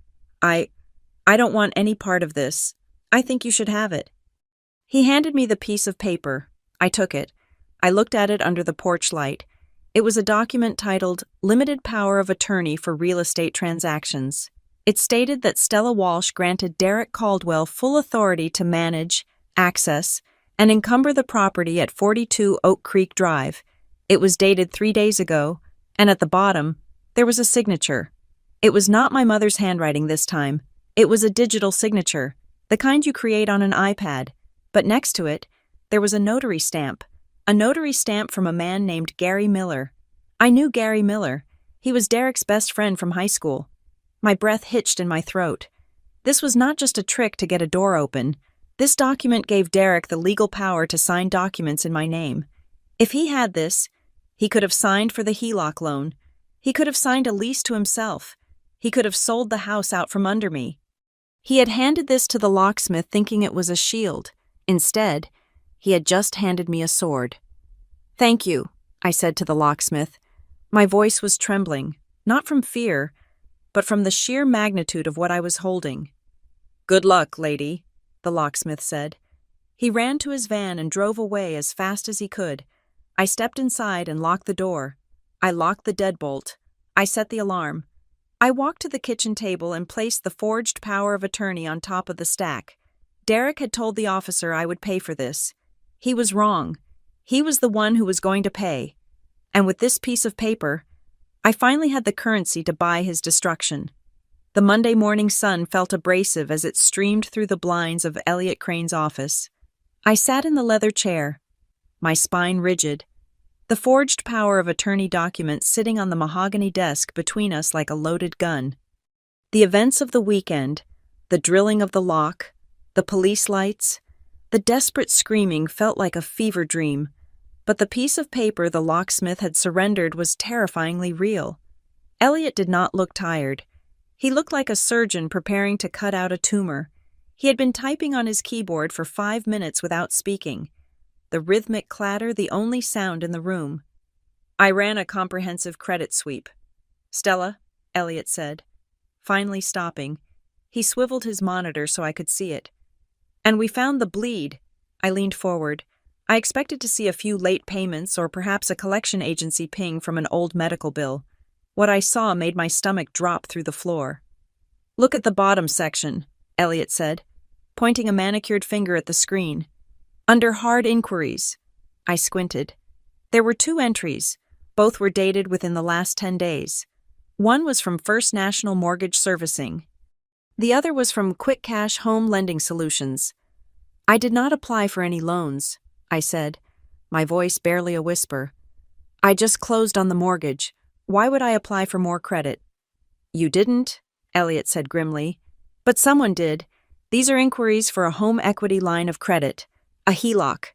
They were attempting to open a line of credit against the equity of your new house. Based on the property value assessment, they were asking for $50,000. I stared at the numbers. $50,000. It was not a random amount.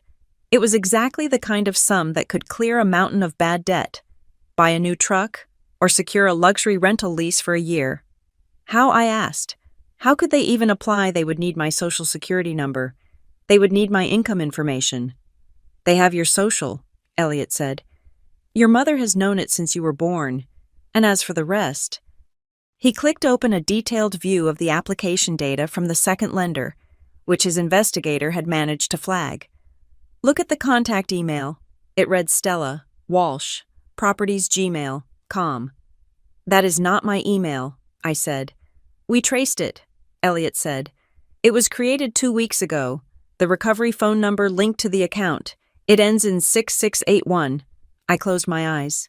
"That is Derek's cell phone." "Exactly," Elliot said. "He created a digital twin of you. He used your name, your social, your new address, and this email to apply for the loans. He was impersonating you online. The only reason the money hasn't been disbursed yet is that the banks required a wet signature on the final closing documents, which is why he needed that power of attorney, and why he was so desperate to get into the house physically. He needed to be on site, to meet a mobile notary, or to intercept the mail containing the final checks. The puzzle pieces slammed together with sickening force: the frantic need to get into the house, the residency claim, the forged utility bills. It wasn't just about having a roof over their heads. It was a heist. But there was a missing piece. Why now Derek had been a screw-up for years. But he had never gone this far. He had never crossed the line into federal bank fraud. "Elliot," I said, "why is he this desperate? I know he is broke, but risking 10 years in prison for $50,000, it doesn't make sense. Elliot tapped a manila folder on his desk. My investigator pulled the public records on your brother. And your parents. He slid the folder toward me. I opened it. The first page was a court docket. Superior Court Case Number 24, CV0982. Plaintiff Regal Property Management. Defendant Derek Caldwell. He wasn't evicted because the landlord was unreasonable, Elliot said. He was evicted because he hasn't paid rent in 8 months. He owes $12,000 in back rent, and there is a garnish order pending on his wages if he had any. I flipped the page. Civil suit, Plaintiff Onyx Auto Finance, Defendant Derek Caldwell, and Brenda Walsh. My breath hitched. Brenda Walsh. My mother. Your mother co-signed for his truck, Elliot said softly. The one he drives to look successful. He stopped making payments 6 months ago. The repo order is out, but he is hiding the vehicle. And because your mother co-signed, they are coming after her assets too. I flipped to the next page. It was a bankruptcy filing draft. Your parents are insolvent, Stella, Elliot said. They took out a second mortgage on their own house 2 years ago. We found the lien, likely to bail Derek out of a previous mess. They are maxed out. They are drowning. If they don't come up with a significant lump sum within 30 days, they are going to lose their own home. The room spun. I felt a wave of nausea so strong I had to grip the arms of the chair.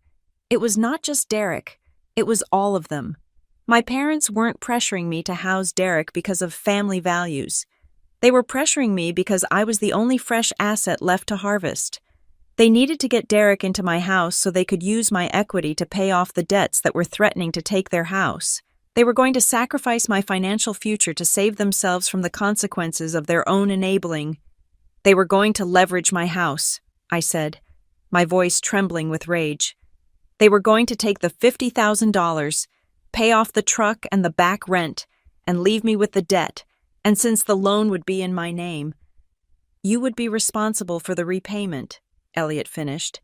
And when you couldn't pay it, the bank would foreclose on you. You would lose the house. They would drag you down into the hole with them. I looked at the documents. The sheer scale of the betrayal was breathtaking.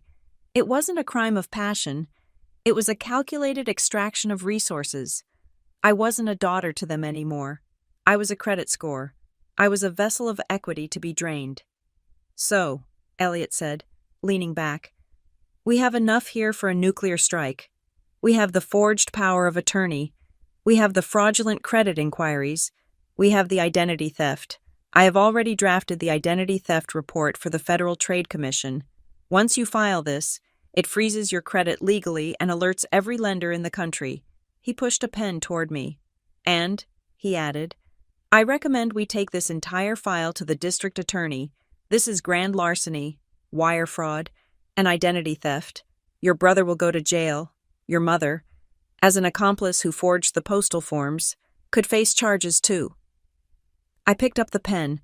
I looked at the FTC report. All I had to do was sign. It would stop the bleeding. It would protect the house. But then I hesitated. I held the pen in the air for 5 seconds. In those 5 seconds, I heard Derek's voice on my porch. You think you have a choice? I heard my mother's voice screaming, where do we sleep? If I just filed the report, they would deny it. They would say it was a misunderstanding. They would tell the family I was a vindictive monster who sued her own brother over a paperwork error. They would spin the narrative. They would play the victim card until the day they died. I didn't just want to be safe. I wanted the truth to be on the record. I wanted them to admit it. I wanted to see the look on their faces when the trap snapped shut. I put the pen down. Not yet, I said. Elliot raised an eyebrow. Stella, every hour we wait is a risk. They could find a lender who doesn't check the wet signature carefully. I have the fraud alerts on the accounts, I said. The credit is frozen. They cannot move money today, but if I file this now, they just disappear. They go underground. They hide. What do you want to do? Elliot asked. I want to invite them over, I said. Elliot looked at me as if I had lost my mind.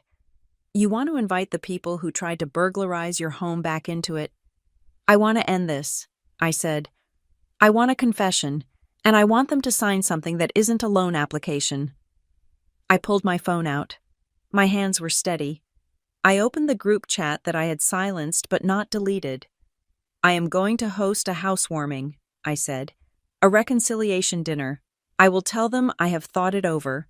I will tell them I want to help. They will think you are surrendering, Elliot warned. They will think they won. Exactly, I said. And when they walk in thinking they are about to take over my house, they are going to walk into a room where the only thing being served is the truth. I looked at Elliot. Can you have a notary here? A real one? And can you be there, hidden, or in the next room? Elliot smiled, a sharp, predatory grin that matched my own mood. I can do better. I can bring the entire paper trail, and I can have the police on standby for when the dinner conversation turns. Legal. I nodded. I looked down at the phone and typed the message. Me mom, dad, Derek, I have been doing a lot of thinking. The police incident the other night was too much. I don't want to fight anymore. You are right. Family should help family. I want to make this right. I paused. I needed to dangle the carrot. Me. I think I have a solution that works for everyone. I have the space. Come over for dinner on Saturday. We can sign some papers and get you settled. Let's start over. I hit send. The response was immediate. Mom. Oh, thank God I knew you would come to your senses. Honey, we just want what is best for everyone. We will be there. Derek Majley. I will bring the truck. See you Saturday. They took the bait. They thought I was breaking. They thought the pressure had finally cracked the selfish sister. They thought they were coming to claim their prize. I looked at the pile of evidence on Elliot's desk, the bankruptcy drafts, the eviction notices, the stolen identity logs. Prepare the settlement documents, Elliot, I said. But not the ones they are expecting. I want a full confession of fraud. I want a permanent restraining order, and I want an agreement to repay every cent of legal fees I have incurred. If they sign that, I won't press charges. If they don't, Elliot asked, then they leave in handcuffs, I said. I stood up and smoothed my skirt. Saturday is going to be a very interesting night, I said. I hope they are hungry. The text message I sent was the most effective bait I had ever crafted.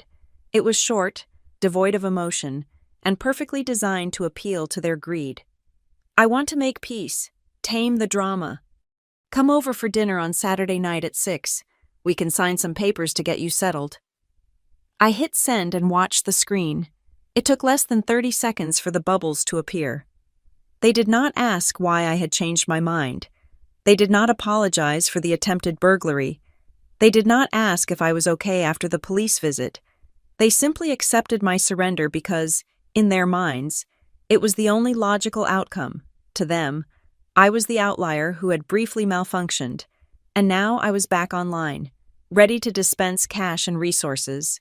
My mother's Facebook status was updated 10 minutes later. I viewed it from a burner account I had created for documentation purposes. God is good. Prayers are answered. My family is coming back together. Sometimes people just need a reminder of what is important. So proud of my children for working things out. Family, first blessed. I read it and felt absolutely nothing. No anger, no sadness. Just the cold, clinical detachment of a prosecutor reviewing a confession. She was publicly claiming victory. She was telling the world that she had broken me. The rest of the week was a blur of logistical precision. I did not cook. I did not buy decorations. I did not buy wine. A housewarming party implies warmth, and there would be none of that. Instead, I prepared the house as if it were a courtroom. I set up the dining room table not with placemats and silverware, but with legal pads, blue ink pens, and pitchers of ice water. I positioned the chairs specifically, one at the head for me, 3 on the long side for Derek, Mom, and Dad, and 2 on the opposite side for my team. My team consisted of Elliot Crane, who arrived at 5 in the afternoon on Saturday, looking sharp and lethal in a charcoal suit. You understand that once we start this, there is no going back, Elliot said, placing his briefcase on the side table. We are effectively declaring war while they are sitting in your chairs. They declared war when they tried to drill my lock, I said. adjusting the stack of folders in the center of the table. I am just finishing it. I will be in the study, Elliot said, pointing to the room adjacent to the dining area. The French doors were glass, covered by sheer curtains. He would be visible enough to be a presence, but removed enough to let them hang themselves. I will step in when and only when the screaming starts or they try to leave with the evidence. Sitting at the table with me was Lisa, a certified notary public and a former colleague from Briarstone's legal department. She was there to witness signatures, but mostly, she was there to prevent them from lying about what happened later. "You look terrifying, Stella," Lisa said, organizing her stamp and logbook. "I feel terrifying," I replied. I had also prepared a packet for the children. I knew Derek would bring them. He used them as human shields. I had printed out a list of 3 reputable family shelters within a 10-mile radius, along with the contact information for Child Protective Services, and a prepaid debit card with $200 on it, enough for 2 nights at the motel I had originally offered. This was not for Derek. It was for Tasha, in the hopes that she might finally wake up and take the kids away from this mess. At 6 in the evening, exactly on time, the truck pulled into the driveway. I watched on the security monitor. Derek was driving. My parents were in the back. Tasha was in the passenger seat. Derek got out first. He popped the trunk. He pulled out the suitcases. I let out a short, dry laugh. He had brought the luggage again. He truly believed that this dinner was just a formality before he moved into the guest suite. The arrogance was breathtaking. He wasn't coming to visit. He was coming to occupy. They walked up the path. My mother was wearing a floral dress and heels, dressed for a celebration. Dad was wearing a tie. Tasha looked exhausted, carrying the baby. While my nephew dragged a toy robot behind him, I opened the door before they could ring the bell. "Welcome," I said. I did not smile. I did not step back to hug them. I stood like a doorman at a club they were not cool enough to enter. "Stella," my mother cried out, ignoring my body language. She surged forward, pushing past me into the foyer, bringing a wave of heavy perfume with her. "Oh, look at you, finally coming to your senses." She grabbed my face with both hands. Her palms were damp. "I told your father. I said, Stella is a good girl deep down. She just needed to remember who got her here. You doing this? You letting your brother come home? This is what makes you a worthy daughter. This is what makes me proud." The words landed on me like physical blows. Worthy. As if my worth was a subscription service I had to pay for with real estate. "Come in," I said, my voice flat. "Leave the suitcases in the hall. We have business to discuss before we move anything." Derek hauled the bags inside, grinning. "No worries. We can unpack later. Man, it feels good to be inside. I knew you would not leave us hanging." He clapped a hand on my shoulder. I flinched, but I did not pull away. Not yet. "The dining room," I said, gesturing down the hall. They walked in, looking around, expecting a feast. Instead, they saw the bare table, the legal pads, the pitchers of water, and Lisa sitting with her notary stamp. They stopped. The smile on my mother's face faltered. "What is this?" she asked, looking at the papers. "I thought we were having dinner." "We are having a meeting," I said, walking to the head of the table. "Please, sit down." "Who is she?" Derek asked, pointing at Lisa. "This is Lisa," I said. "She is a notary. Since we are signing agreements regarding the house, I wanted to make sure everything was official. You said you wanted security, right, Derek? You wanted things in writing." Derek's eyes lit up. He misinterpreted the situation completely. He thought I had brought a notary to sign a lease, or perhaps a deed transfer. He thought I was giving him legal claim to the property. "Smart," Derek said, pulling out a chair and sitting down. "Very smart. I like that. Keep it professional. I can respect that." He sat down. My parents sat next to him. Tasha sat at the end, bouncing the baby on her knee. "So," my father said, rubbing his hands together nervously, "what are the terms? We are just happy to help you with the mortgage, Stella. We can contribute. Well, Once Derek gets his bonus. We can discuss contributions later, I said. I remained standing. I placed my hand on the thick stack of documents in front of me. I did a lot of research this week, I began, my voice steady and projecting clearly for the cameras I had installed in the corners of the room. I wanted to understand exactly how this arrangement would work, and in the process, I found some very interesting paperwork. Well, paperwork is a hassle, Derek said, pouring himself a glass of water. But we can sign whatever, lease, sublet, whatever you need to make you feel safe. It is not a lease, I said. I picked up the first packet. It was stapled together. The top page was the email from the utility company confirming the transfer of service. I slid it across the table to Derek. I found this, I said. Derek looked at it. He shrugged, unbothered. Oh, right, the electric bill. I just wanted to get a head start. Build some credit. I figured since I was moving in, I would take that off your hands, helping you out. You did this without my permission, I said, before I even agreed to let you stay. I was being proactive, Derek laughed, looking at Mom for support. She is mad I tried to pay a bill. Can you believe her? I also found this, I said. I slid the second document. It was the screenshot of the mail forwarding request with the forged signature. And this, I continued, sliding the HOA registration form with the forged signature. The atmosphere in the room shifted slightly. My mother stiffened. She recognized her own handwriting on the HOA form. Stella, why are you bringing up old stuff? Mom said, her voice taking on a warning tone. We are here to move forward. Why pick at scabs? Because I need to understand, I said.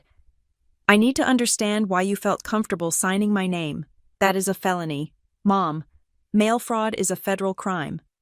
Don't use those words with me, she snapped. I was helping you. You are too busy with work to handle these things. I was being a mother. And this, I said, ignoring her outburst. I picked up the heavy packet. This was the kill shot. This is the most interesting one. I held up the home equity line of credit application. Derek froze. His hand, which had been reaching for the water glass, stopped in midair. I received a letter from the bank, I said, keeping my eyes locked on his. They wanted to confirm my income for a $50,000 line of credit, a line of credit I never applied for. The silence that descended on the room was absolute. It was heavy and suffocating. The only sound was the hum of the refrigerator from the kitchen. Derek started, his voice cracking. That must be a mistake. Junk mail. You know how banks are. It was not junk mail, I said. I had my lawyer run a trace. The application was submitted from an email address created 2 weeks ago. Stella, Walsh, propertiesgmail.com. The recovery phone number is yours. Derek. I slid the packet toward him. It hit the table with a heavy thud. And to get that money, I continued, my voice dropping to a whisper that sounded like a scream in the quiet room. You needed a wet signature. That is why you brought the locksmith. That is why you tried to drill my lock. You did not need a bed. You needed to intercept the closing documents. Derek looked at the table. He looked at the packet. He looked at the notary, who was staring at him with undisguised disgust. You are crazy, Derek whispered. You are paranoid. Am I asked. I reached into my own folder and pulled out the final document, the one the locksmith had given me, the forged power of attorney. The locksmith gave me this. Derek, I said. He didn't want to be an accessory to a crime. I placed it on top of the pile. Open the folder. Derek, I commanded. He didn't move. Open it, I said, my voice rising for the first time. He reached out with a trembling hand and flipped open the cover of the packet I had placed in front of him. He looked at the title of the document I had prepared for him to sign. It was not a lease. It was not a loan agreement. It was a formal confession. The header, in bold, capital letters, read, Admission of liability, wire fraud, identity theft, and attempted grand larceny. Below it was a detailed list of every action he had taken, every law he had broken, and the penalties associated with each. Derek's face went the color of old ash. He looked up at me, and for the first time in his life, the arrogance was gone. There was only the terrifying realization that he had walked into a cage. "What is this?" he choked out. "That," I said, leaning over the table, "is the only paper you are going to sign tonight. You are going to sign it, and you are going to admit to everything. Or I'm going to hand the original copies of all this evidence to the detective who is currently waiting for my phone call." "You would send your brother to jail," Mom screamed, standing up, knocking her chair over. "Over money, over a house." "Sit down, Mom," I said, not even looking at her. "Or do you want to see the page where I listed your involvement in the mail fraud?" She gasped and slumped back into her chair, her hand covering her mouth. I looked back at Derek. He was reading the document, his eyes darting back and forth across the words. Prison term and federal charges. "Happy housewarming. Derek," I said. "Now, pick up the pen." I did not scream. I did not flip the table. I did not cry. The time for tears had passed days ago. Somewhere between the first eviction threat and the moment I watched my brother try to drill through my front door. I placed the stack of papers down on the mahogany table with a deliberate, heavy thud. It was the sound of a gavel hitting the bench. "This is not a negotiation," I said, my voice steady and devoid of warmth. "This is an indictment. These documents are proof that you did not come here to be a family. You came here to occupy my home and steal my equity." My mother was the first to react. She recoiled as if I had slapped her. Her face twisted into a mask of righteous indignation, the same expression she used when a cashier refused an expired coupon. "Occupying," she sputtered, her hands clutching her chest. "You are calling your own mother an occupier? We are family. Stella. How can family occupy a home?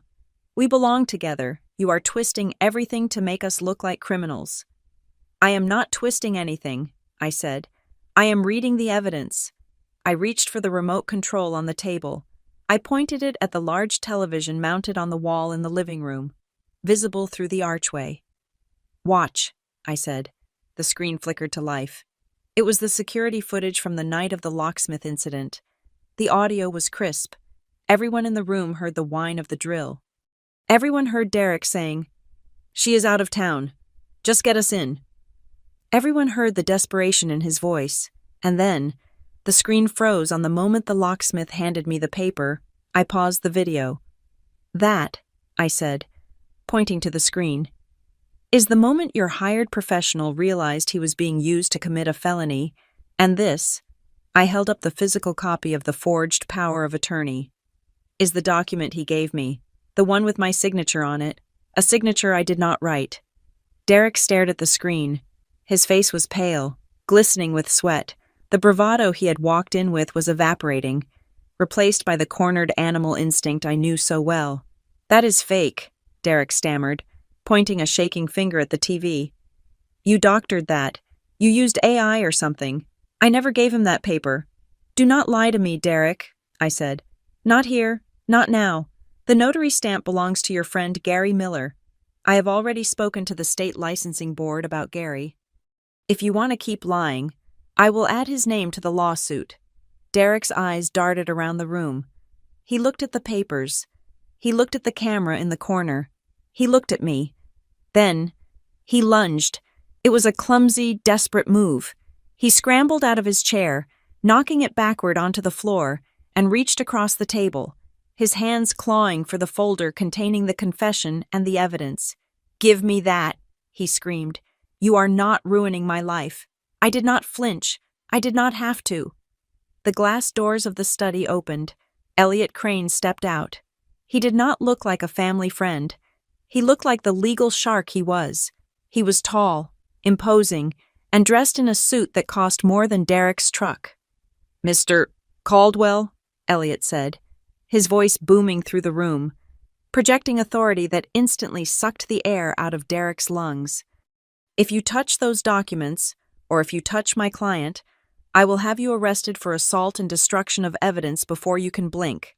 Sit down." Derek froze. His hands were inches from the folder.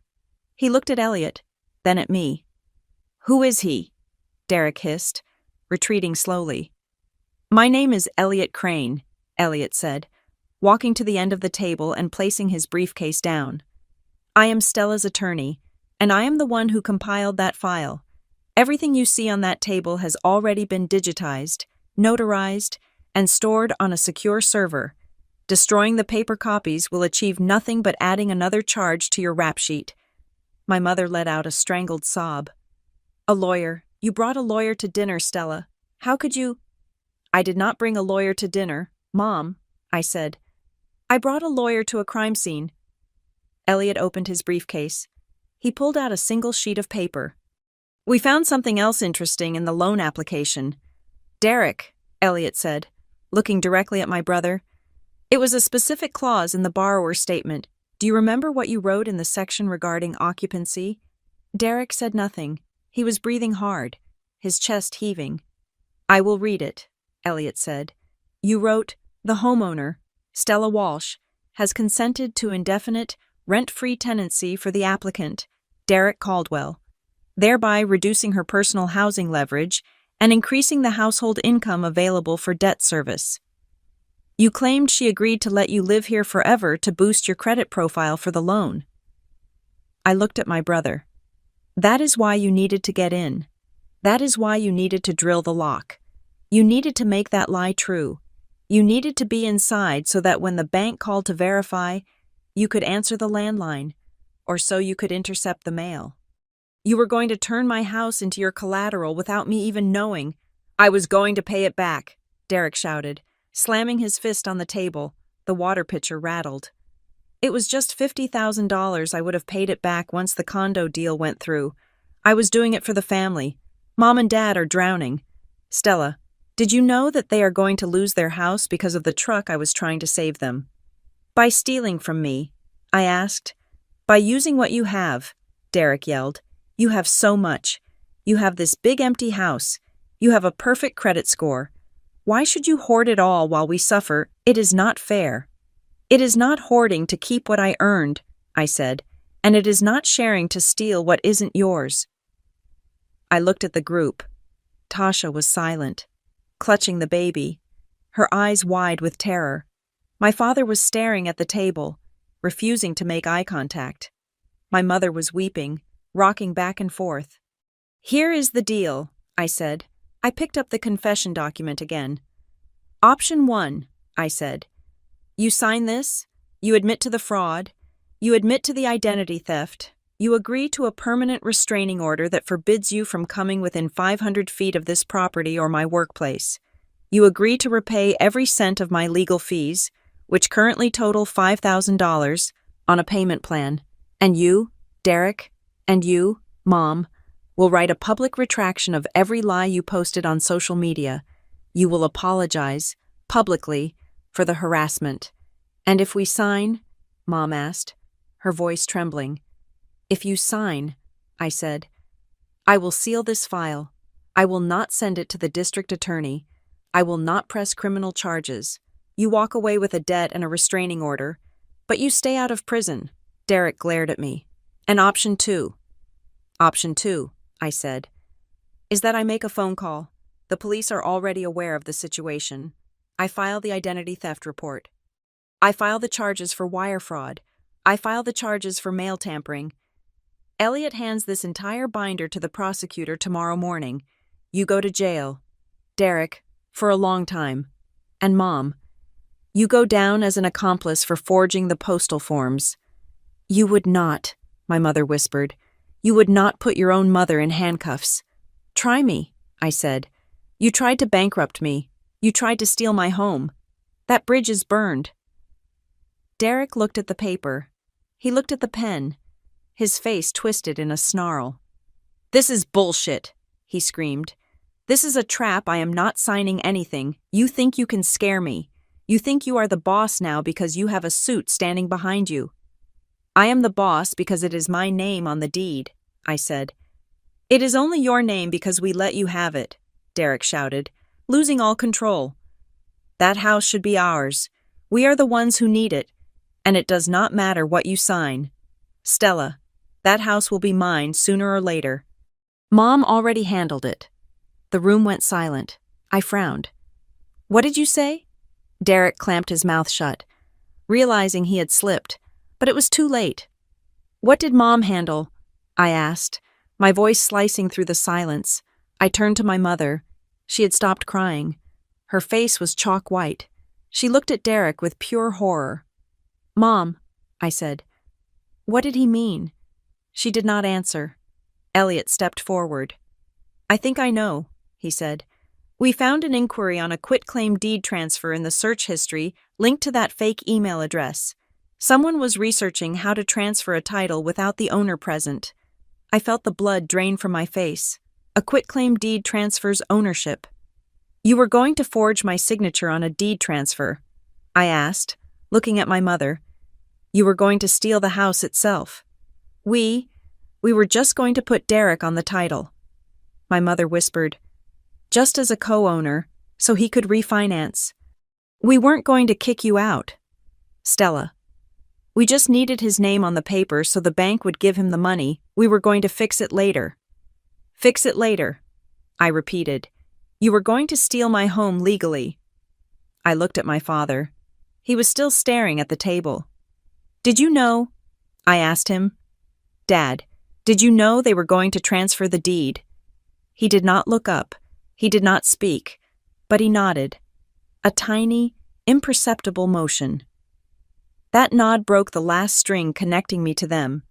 It wasn't just Derek being greedy. It wasn't just Mom being manipulative. It was a conspiracy. They had all sat around a kitchen table, the table I had grown up at, and planned how to strip me of my property. I picked up my phone. Lisa, I said to the notary, record this. Lisa held up her own phone. The red light steady. I am invoking the nuclear option, I said. I looked at Derek. You are not signing the confession, I said. That offer is off the table. What? Derek said. No, wait, I will sign. Give me the pen. Too late, I said. You threatened future ownership. You admitted to a conspiracy to commit deed fraud. That is beyond a restraining order. I tapped the screen of my phone. I have already placed a security freeze on all 3 of my credit bureaus, I announced. I did it this morning at 8. No one can open a loan in my name. I have also filed a preemptive affidavit of title with the county recorder's office, flagging my property for any transfer attempts. If you try to file a quitclaim deed, you will be arrested on the spot. I looked at my mother. And, I continued, I have already uploaded the evidence of the mail fraud to the Postal Inspection Service portal. The investigation is open. You will be hearing from federal agents within the week. Stella, no, Mom screamed, lunging for my hand. Please, we are ruined. If they find out, we lose everything. You lost everything the moment you decided my house was more important than your daughter, I said. I pulled my hand away. I pressed the speed dial button for the non-emergency line I had kept ready. Dispatch, the voice answered on speaker. This is Stella Walsh at 42 Oak Creek Drive. I said clearly. I have intruders in my home who have admitted to fraud and are refusing to leave. I have a lawyer present. We need officers to remove them. Officers are already on your street, ma'am, the dispatcher said. We have had a unit on standby as per Mr. Crane's request. Send them in, I said. I hung up. Get out, I said. You cannot do this, Derek screamed. He grabbed the table and shoved it. The water pitchers toppled, soaking the papers. I will kill you. I will burn this place down. Elliot moved faster than I thought possible. He stepped in front of me. That is a terroristic threat, he said calmly, and it is recorded. The doorbell rang.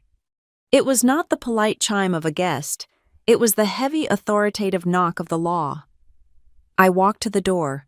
My legs felt like lead, but my head was clear. I opened the door. 2 officers stood there. They are in the dining room, I said.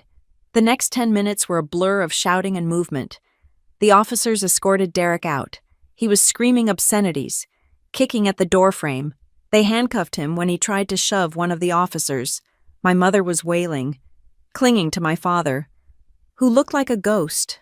Tasha, to her credit, stood up silently, took the folder with the shelter information I had left for her, grabbed her children, and walked out without saying a word to anyone. She knew. She finally knew. My mother stopped at the door. She looked back at me. Her makeup was running. She looked old and broken. "You have no family now," she spat at me. "I hope you are happy in your big empty house. You are dead to us." "I know," I said. "And for the first time in my life, I am safe." The officer closed the door behind them. The silence returned. But it wasn't the heavy, terrified silence of before. It was the silence of a vacuum after a storm. Elliot stood in the hallway. He adjusted his cufflinks. "Well," he said, "that was effective." "Is it over?" I asked. "The legal battle is just starting," Elliot said. "But the invasion?" "Yes, that is over. They cannot touch you now without going to prison, and with the evidence we have, Derek is likely looking at 3 to 5 years. Your mother might get probation if she flips on him." "I don't care what happens to them," I said. "I just want to keep my house." "It is your house, Stella," Elliot said. "Fully and completely." He packed up his briefcase. Lisa packed up her stamp. They left a few minutes later, leaving me alone in the foyer. I looked around. The water was still dripping from the table in the dining room. The chairs were overturned. The floor was scuffed where Derek had kicked it. It was a mess, but it was my mess. I walked to the front door. I engaged the deadbolt. Click. I engaged the smart lock. Beep. I set the alarm system. Armed, I walked into the living room and sat down on the floor. Right in the center of the room, I looked up at the high ceilings I had worked 5 years to pay for. I listened to the hum of the refrigerator. I listened to the wind outside, knowing it could not get in. My mother was right. I was alone. There would be no Sunday dinners. There would be no Christmas visits. There was a crater where my family used to be, but as I took a deep breath, filling my lungs with the cool, conditioned air of my own home, I realized something. The crushing weight on my chest, the invisible bill I had been paying since I was 16, was gone.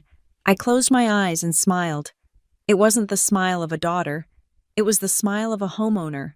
The door was closed, and I held the only key. Thank you so much for listening to my story. It was a long journey to get to this point of freedom, and I truly appreciate you sticking with me through the madness. I would love to hear from you. Please comment down below and tell me where you are listening from and what you would have done in my situation. Would you have called the police sooner if you enjoyed this story and want to hear more real-life dramas about justice and revenge? Please make sure to subscribe to the channel Maya Revenge Stories. Don't forget to like this video and smash that hype button so this story can reach more people who might need the courage to set their own boundaries. Stay safe, and remember, keep your keys close and your lawyer closer.